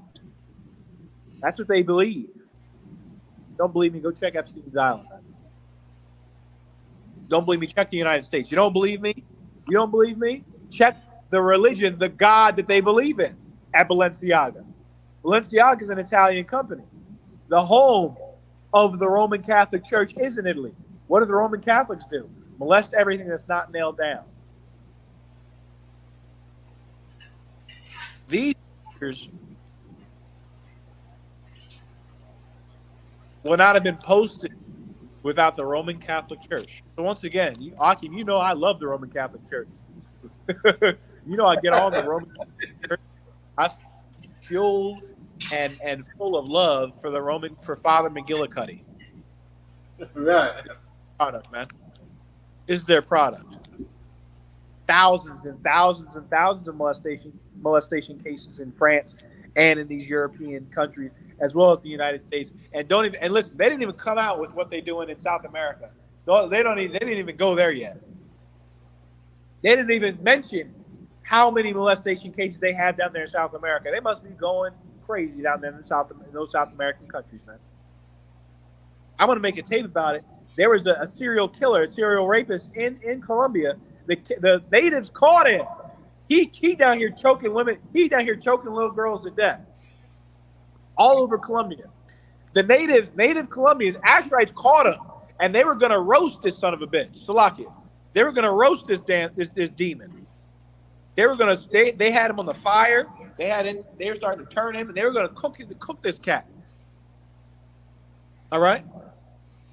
The Catholics stopped them, drove him, I believe, to Venezuela, drove him somewhere, and they let him go. I'm going to bring the goddamn tape out. I'm making a tape on it, Akim. They let the worst serial killer in South American history, one of the worst in South American history, they let him go. The Catholics, members of the Catholic Church. And he killed more children. What about the children? children of Israel and kids across the goddamn world who the Catholic Church rapes, molests, and let a serial killer in South America go. I'm making a tape about it. What about the children? Right. This is a product of the Catholic Church, man.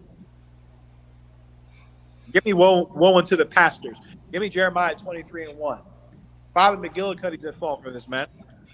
Father McGillicuddy, Father Luigi over there in Italy is at fault for this. Go ahead, Adiyar. Salaki, I don't want, if I may, I just wanted to add this. The oppressor doesn't give a damn about the children. Even the night brief that is calling us anti-Semitic and extremists while we speaking the truth. Well, they are known for using the Talmud. Meanwhile, in Sanhedrin 54b is approved of sodomy. Understand? But then they're never gonna come out with that. They're never gonna say it's wrong because this is their culture. This is who they are. You understand? So like I don't. Yeah. If it's a child, right? Kind of, With child under a certain age, it's not. Or it's not. It's not. Crazy like I have it right. I have it right here. So I don't know. Go ahead. If one committed sodomy with a child of less than 9 years, no guilt is incurred. You heard that. But they've got to call the border to stop us. Right. I'm coming up there. I'm coming up there looking for all dressed. I like my all dressed ruffles. They only have them in Canada. The simulated flavor. I got a camera, and I got some brothers in Philly that won't stop making goddamn jokes. Knock. I'm not going to mention any names, Officer Knock. But right. That's all I'm coming with. We coming up. You see us. You ever see like the movies when it's the third person? You can see the car driving. You hear the car driving. Right. If you hear our car, our rental coming up, it'd be Philly cracking jokes and making jokes back, and you hear me smacking on some goddamn some all dressed chips. That's it. That's all you hear. But we're the problem. We're the problem. When this is what these religious institutions have fostered in the minds of people across this world, man. Right. Down pedophilia, straight up and down grooming, and the advertising. Vile, man. And Salakia, sir. Give me Hebrews 12:16. You know what I want on this. Go ahead, Zabadja. Sir, I have the Jeremiah 23:1 for you when you're ready. But I was going to say, sir, this picture is horrible. This girl, this little child, right? She looks scared. She looks traumatized, right? And then you got to think about the type of people who know what this picture is about, and the photographer who's instructing this young girl to make that kind of to take this kind of picture. Even though it to the naked eye it looks innocent, right? But right. This is a horrible picture. Yeah, and I'm not going to go into that part, but not the part that you said, but something I was thinking. Anyway, a lot of people think this is like conspiracy theory with Epstein's Island, etc. It's right. It's common knowledge that in the Greco-Roman Empire, child molestation was just normal. Right. If you think we're saying is crazy and conspiracy theory, all you have to do is type in pederasty, Google it in your smartphone, type in pederasty, or the mentor-mentee. It was common knowledge that in Greece, having sex with teenage boys was a rite of passage, or their rite of passage to becoming a man. And it wasn't considered, weak for a man to do that. It was commonplace. And it's commonplace here as well. Jeremiah 23:1. Go ahead. Woe be unto the pastors. Woe be unto the pastors. Destruction unto you, man. God's going to destroy the Roman Catholic Church. Right. A company with a outfit, criminal organization, with more money than Apple and Microsoft combined. The Most High is going to destroy that religious institution, man. Right. Read on. That destroy and scatter the sheep of my pasture. Destroy and scatter the sheep of my pasture. You molest people. You destroy people. You lie about the Bible. Right. And make people turn against the true living power. We're going to South America. And I guarantee I'm going to run into several of those metalheads, those meatheads, pill poppers, prostitutes, and atheists. And you know what their story's going to be? I was a member of the Christian church. I was a member of the Catholic Church. And this happened to me. That happened to me. You got millions of people. You Catholics, you have millions of people serving at your feet, going through horror and hardship in their life, and they have no idea why. And you give them no solace for it, man. Right. You give them no solace for it. You give them no advice. I want to sit in on a phone call of one of these Catholic priests giving counsel out. And gasp and cry in agony at the BS that he's telling that person to do or not do. You don't give any aid or render any help to these people that are suffering. You add to their suffering, man. You've groomed boys and girls to be molested in your Catholic Church, in your cathedrals, in your cabals of Satan, man. This is a product of the Roman Catholic Church, none else. The Most High is going to destroy the Roman Catholic Church. You divide the people. You talk to many atheists, nuts in Haiti and in South America. They were all Christians. They still are Christians. But they become disillusioned because you lie about the Bible and you molested them or someone they know was molested by a so-called man of God. So they think, forget this. God's not real. Which you can't fault any abuse victim for feeling. God is real, and He said He's going to destroy the people that harmed you. Right. Father McGillicuddy, Pastor Pork Rinds, 30% tithes, collection plate, old lady Social Security check. The Most High is going to destroy them. Read on. Wakan. Saith the Lord, verse 2. Therefore, thus saith the Lord, God of Israel, against the pastors that feed my people. God's against them. Go ahead. Wakan. Ye have scattered my flock and driven them away. Right. They've driven them away. Drop that. Hebrews 12 and 16 is just saying that Esau, the forefather of the Italians, the forefather of many of the people that run Balenciaga, was a fornicator, meaning he was into unlawful sex. Having sex with a child is unlawful sex. Fake Israelites, Muslims, Christians, Jewish people. Having sex with a child is disgusting. It's unlawful. Why? Because they're not in an age where they can, consent, where they know enough about life to be given an option whether they should or should not have sex. And it shouldn't even like children's sexuality shouldn't even be a concept. Why are we even teaching kids to be anything sexual in school? They need to be learning their ones and twos. Learning how to function, not learning about sex and sexuality. This is a backwards ass place, man. This is a backward place. And that's what Hebrews 12 and 16 is saying. 12 and 16 through 17 is saying that they are fornicators. They enjoy unlawful sex, stealing someone else's woman. Mr. Steal Your Girl was the overseer on the slave plantations in Haiti, in South America, in the United States. That would have sex with your wife before you would take her hand in marriage. That was common in the West Indian Islands, common in South America, common in the United States. That's who they are, man. And they show it time and time again. Will we believe them when they show it to us again, and will we change? Will we not act like them, but act like the people that God wants us to act like here in the Bible? All right? Give me the indigenous one. I'm going to close out with that. Concept. Indigenous, give me Deuteronomy 20 and 32 again. Indigenous children, indigenous communities in Canada, this is 2022 now. Once again, they're coming out, running around, Shari once saying they're for women's rights, saying they're for this people's rights, LGBTQ rights, that rights. Somehow, the rights of children go unnoticed and go unspoken of until here recently in 2022. And again, this is flying under the radar. This isn't going to be talked about. But First Nations children in British Columbia have been through hell, man, have been sorely oppressed. Why? Because they're the children of God suffering the curses, the real Jews suffering the curses. You want to see the real Jews? This is the real Jews right here, man. The bones of the real Jews is sitting under First Nation residential schools all across Canada. And people looked at that, saw that, and could care less. Look at this.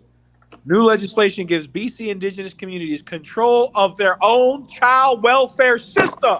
2022. Not 1856. 2022. They just now can say, okay, this child doesn't have parents, their parents are alcoholics, their parents are dead or in prison. He or she can stay with us. These children, and again, over there in British Columbia, there's a ton of rich Chinese people, rich Ukrainians, Polish, Russians. We're not there. The Lord only knows. The Most High above only knows where the hell these kids are going. They'll be in Russia some damn where. Or Ukraine. Don't tell me I don't know. I was in Vancouver. Seen it for myself. The city of Vancouver and over across, because Vancouver's like Seattle, so it's on the Pacific. So there's a lot of water, what have you. There's an island there, and I can see that island. That's the ghetto. I didn't go over there. Didn't have time to. That island was the ghetto. First Nations right over there in that island. The hood. Okay. Listen. It was so decrepit and dilapidated. It looked like a ghetto from across the island. meaning back on mainland Canada. Look across to an island and say, damn, that's ghetto as hell. Those people just now got control over their children, where their children go.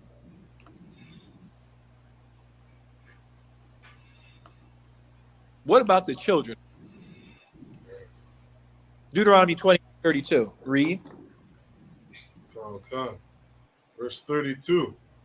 Thy sons and thy daughters shall be given unto another people. And once again, in this whole discussion about anti-Semitism, none of this is being brought up. When the Native Americans specifically are one group of people that the Mormons, Canadians, historians knew were Semites by their practices, by the prophecies, etc. Like the I.S.U.P.K, the 12 tribes chart was founded on a man having a dream. That straight up is true. A man had a vision of these groups of people. He didn't understand it. How are we linked to the Brazilians? Black people in America, these were brothers from the South. Many of them had no connection to the West Indians. Zero. No connection to the Haitians. Zero. No connection to the Mexicans or the people of South and Central America, especially at that time. Zero. He had this vision, Brazilians and Colombians, and he didn't understand it, but he knew it was from the Most High. And he went to Abba Bivens at the time, gave him the okay, and he went and did the research, and lo and behold, it's all true. And you knew it. You knew they were Semites. This is anti-Semitism here, from one of the so-called most liberal countries in the world, straight up and down. And they standing around looking surprised when we mention that Canada is an oppressive nation. If you are First Nation, and there's only one province, most of the First Nations aren't even here. They're over by Winnipeg, Manitoba, Saskatchewan, those two zones. Alberta. We got it over there in Alberta on the reserve. For the bulk of the First Nations, they still likely don't have any say over where their kids go. Thy sons and thy daughters shall be given to another people. Show me this happening to the Ashkenazi Jew, and I'll shut up. Show me this happening to the Jewish man, and I'll shut my mouth. I'll cancel the stream. Right. Show me. You can't, man. Their children in New York and in Jerusalem live decadent lives. Brought up in excellent educational systems. Have tons of help. No hope for these children. These are the true people of God, man. These are the children of Israel. What about the children? This happened to them because they are the chosen people of God suffering the curse, not for much longer. I.S.U.P.K in Canada, what I also wanted to note is that this is the 4-year mark of the school as it has been in operation in Canada. 4 years ago time, we made our first trip to Canada. We made our first trip to Canada 4 years ago. Remember, it was a young man, just became a trooper when I came up. Officer was just a trooper. That's how far back this was. We got the video. I'm standing out in the street. It's caught brick outside. I got Captain Zariak's garment on. Looked like a medieval knight. I said, "Hand me the oil." We anointed him, not in the room. We anointed him out on the roof. Okay, put oil on his head on the streets. And now look at us, man. Now look at what the Lord has grown, and will continue to grow. 4 years, 4 long years. We've gone. We've had some bumps, but Akim, you really held it down, particularly in the last some odd 2 years. Really, for half the time the school's been around, Akim, you picked it up, and you run it. It's a well-oiled machine now. I've been off from the class due to personal matters I had to attend to, along with working 7 days a week. But in my absence, this has been running excellently, and it's going to be so excellent that these brothers and sisters in British Columbia are going to hear your words, and they're going to change their life, man. They've done it in Calgary, near Calgary, in Alberta, done it in Toronto, done it in Montreal, and they're going to do it in Halifax as well. Okay, 2023 is going to be a bad year, Akim. And I don't mean I'm quoting one DMC. Look, 2023, man. You saw the schedule. We're on top of it this year. Boom, boom, boom, boom, boom. We hitting the streets, hitting the roadies. Okay, all across Canada, going to Halifax. Halifax going to hear the truth, man. Right. And Lord allow, within the next year, we skipping over to Western Canada. All right. If you scared of planes, listen. You're gonna have to put that aside. Hop on the Iron Bird with the rest of us. You know where I'll be up there, getting ready, chilling, and flying over across the nation to teach the truth to the First Nations, man. Like, this work is not going to stop. Like I have said before, I'm gone tonight, tomorrow, and these brothers here that have been teaching class in my stead for a time that are under me in rank will continue to carry this on. It's excellent in my sight. It's beautiful, man. And I want to commend all of you on it, man. 4 years, strong years. Let's make 4 years even strong. Next 4 years even stronger. All right. So that these children, man, so that these children have a future where they can live and be the best version of themselves. Since we want to talk about that as well, being the best version of yourself, self-improvement, all this other nonsense. How are you gonna be the best version of yourself when you start off not even around your own people? You start off not even having a chance to develop and cultivate your life amongst your own people. They don't have a chance. They're going to have a chance, man. I.S.U.P.K. Canada. Smash the like button, share, subscribe. Israelite School of Universal Practical Knowledge. That's my time. I'm Priest Officer 5000 Abun. Akim, you can wrap it up with this announcements, the Lord's Prayer, and that's it. Tawada for having me. I appreciate it, Akim.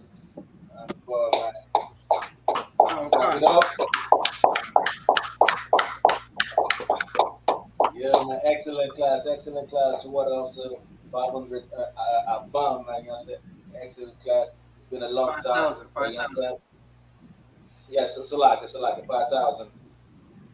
That's a lot. My bad. That's 5,000 outside, but that's gonna be an excellent class, like usual. You understand? Like you always bring that fire, man. You understand? That being said, all right, we're gonna keep the class. You understand? And anyone want to make an announcement? Also, somebody. Salakia. Now I'm too out. We'll hand the class over to Officer Shariwan. God, most angry.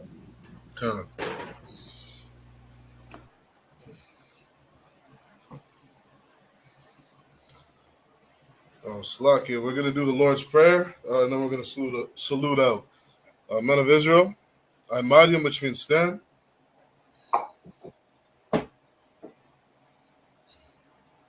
Sarpan Yahakudan, which means turn and face the east.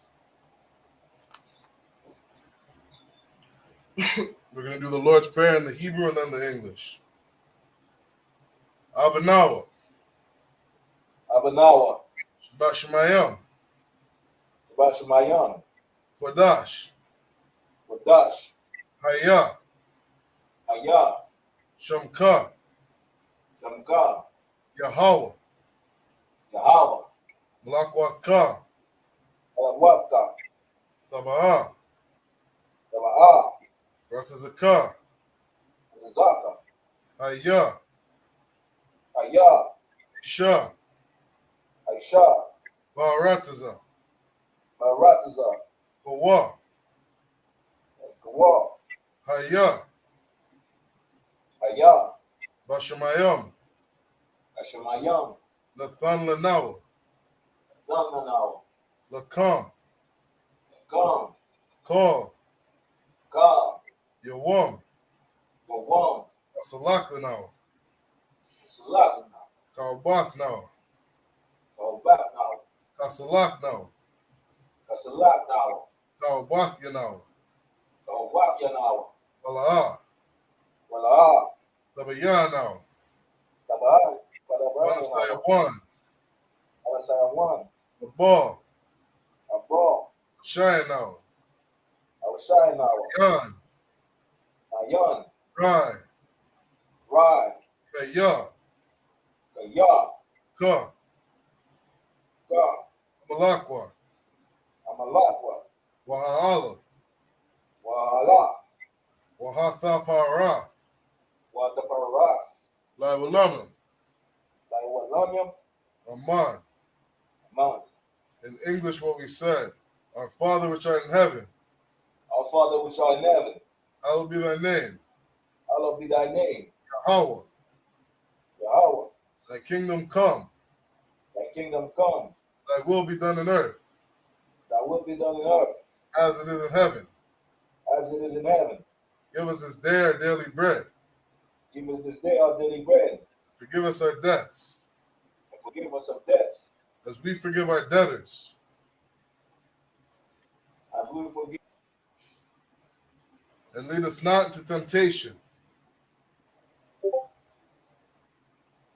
lead us not into temptation, but deliver us from evil. but deliver us from evil. For thine is the kingdom, For thine is the kingdom, and the power,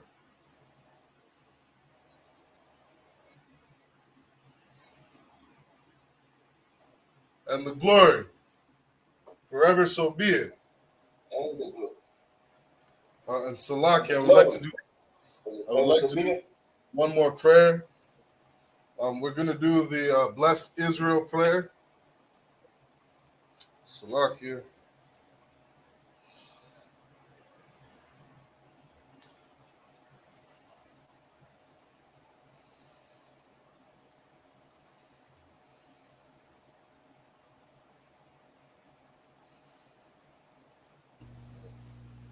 Salakia.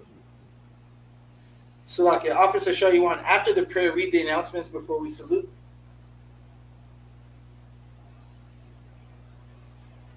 Salakia, what's that, sir? After the announcements, read Salakia. After the prayer, read the announcements, and then we'll salute.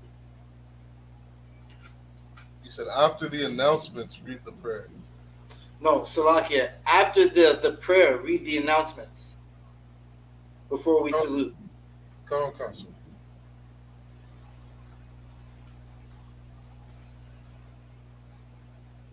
Okay, Salakia, sir. These are You want me to read the prayer? Salakia, you said read the announcements? No, Salakia, priest. I was saying, we're going to read this prayer, then you'll do the announcements, then we'll salute, and end the stream. Okay, come on, Council. Salakia. Gonna do the Bless Israel prayer.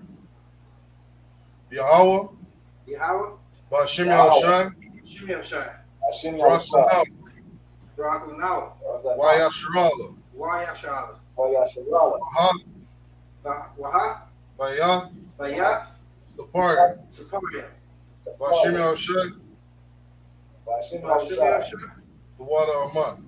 the water Aman, what we said in English. Lord, in the name of Yahweh Shai, Lord, in the name of Yahweh Shai, bless us bless us and Israel and Israel and the school. and the school. In the name of Yahweh Shai, In the name of Yahweh Shai, thank you so much. thank you so be it. Thank you so much. Sar, which means turn. We're going to do the I.S.U.P.K security announcements. We are the I.S.U.P.K, start out of 1 West, 125th Street, Harlem, New York. Rule for new brother and sister. When a new brother comes into the school, they're off limits for 6 months. There'd be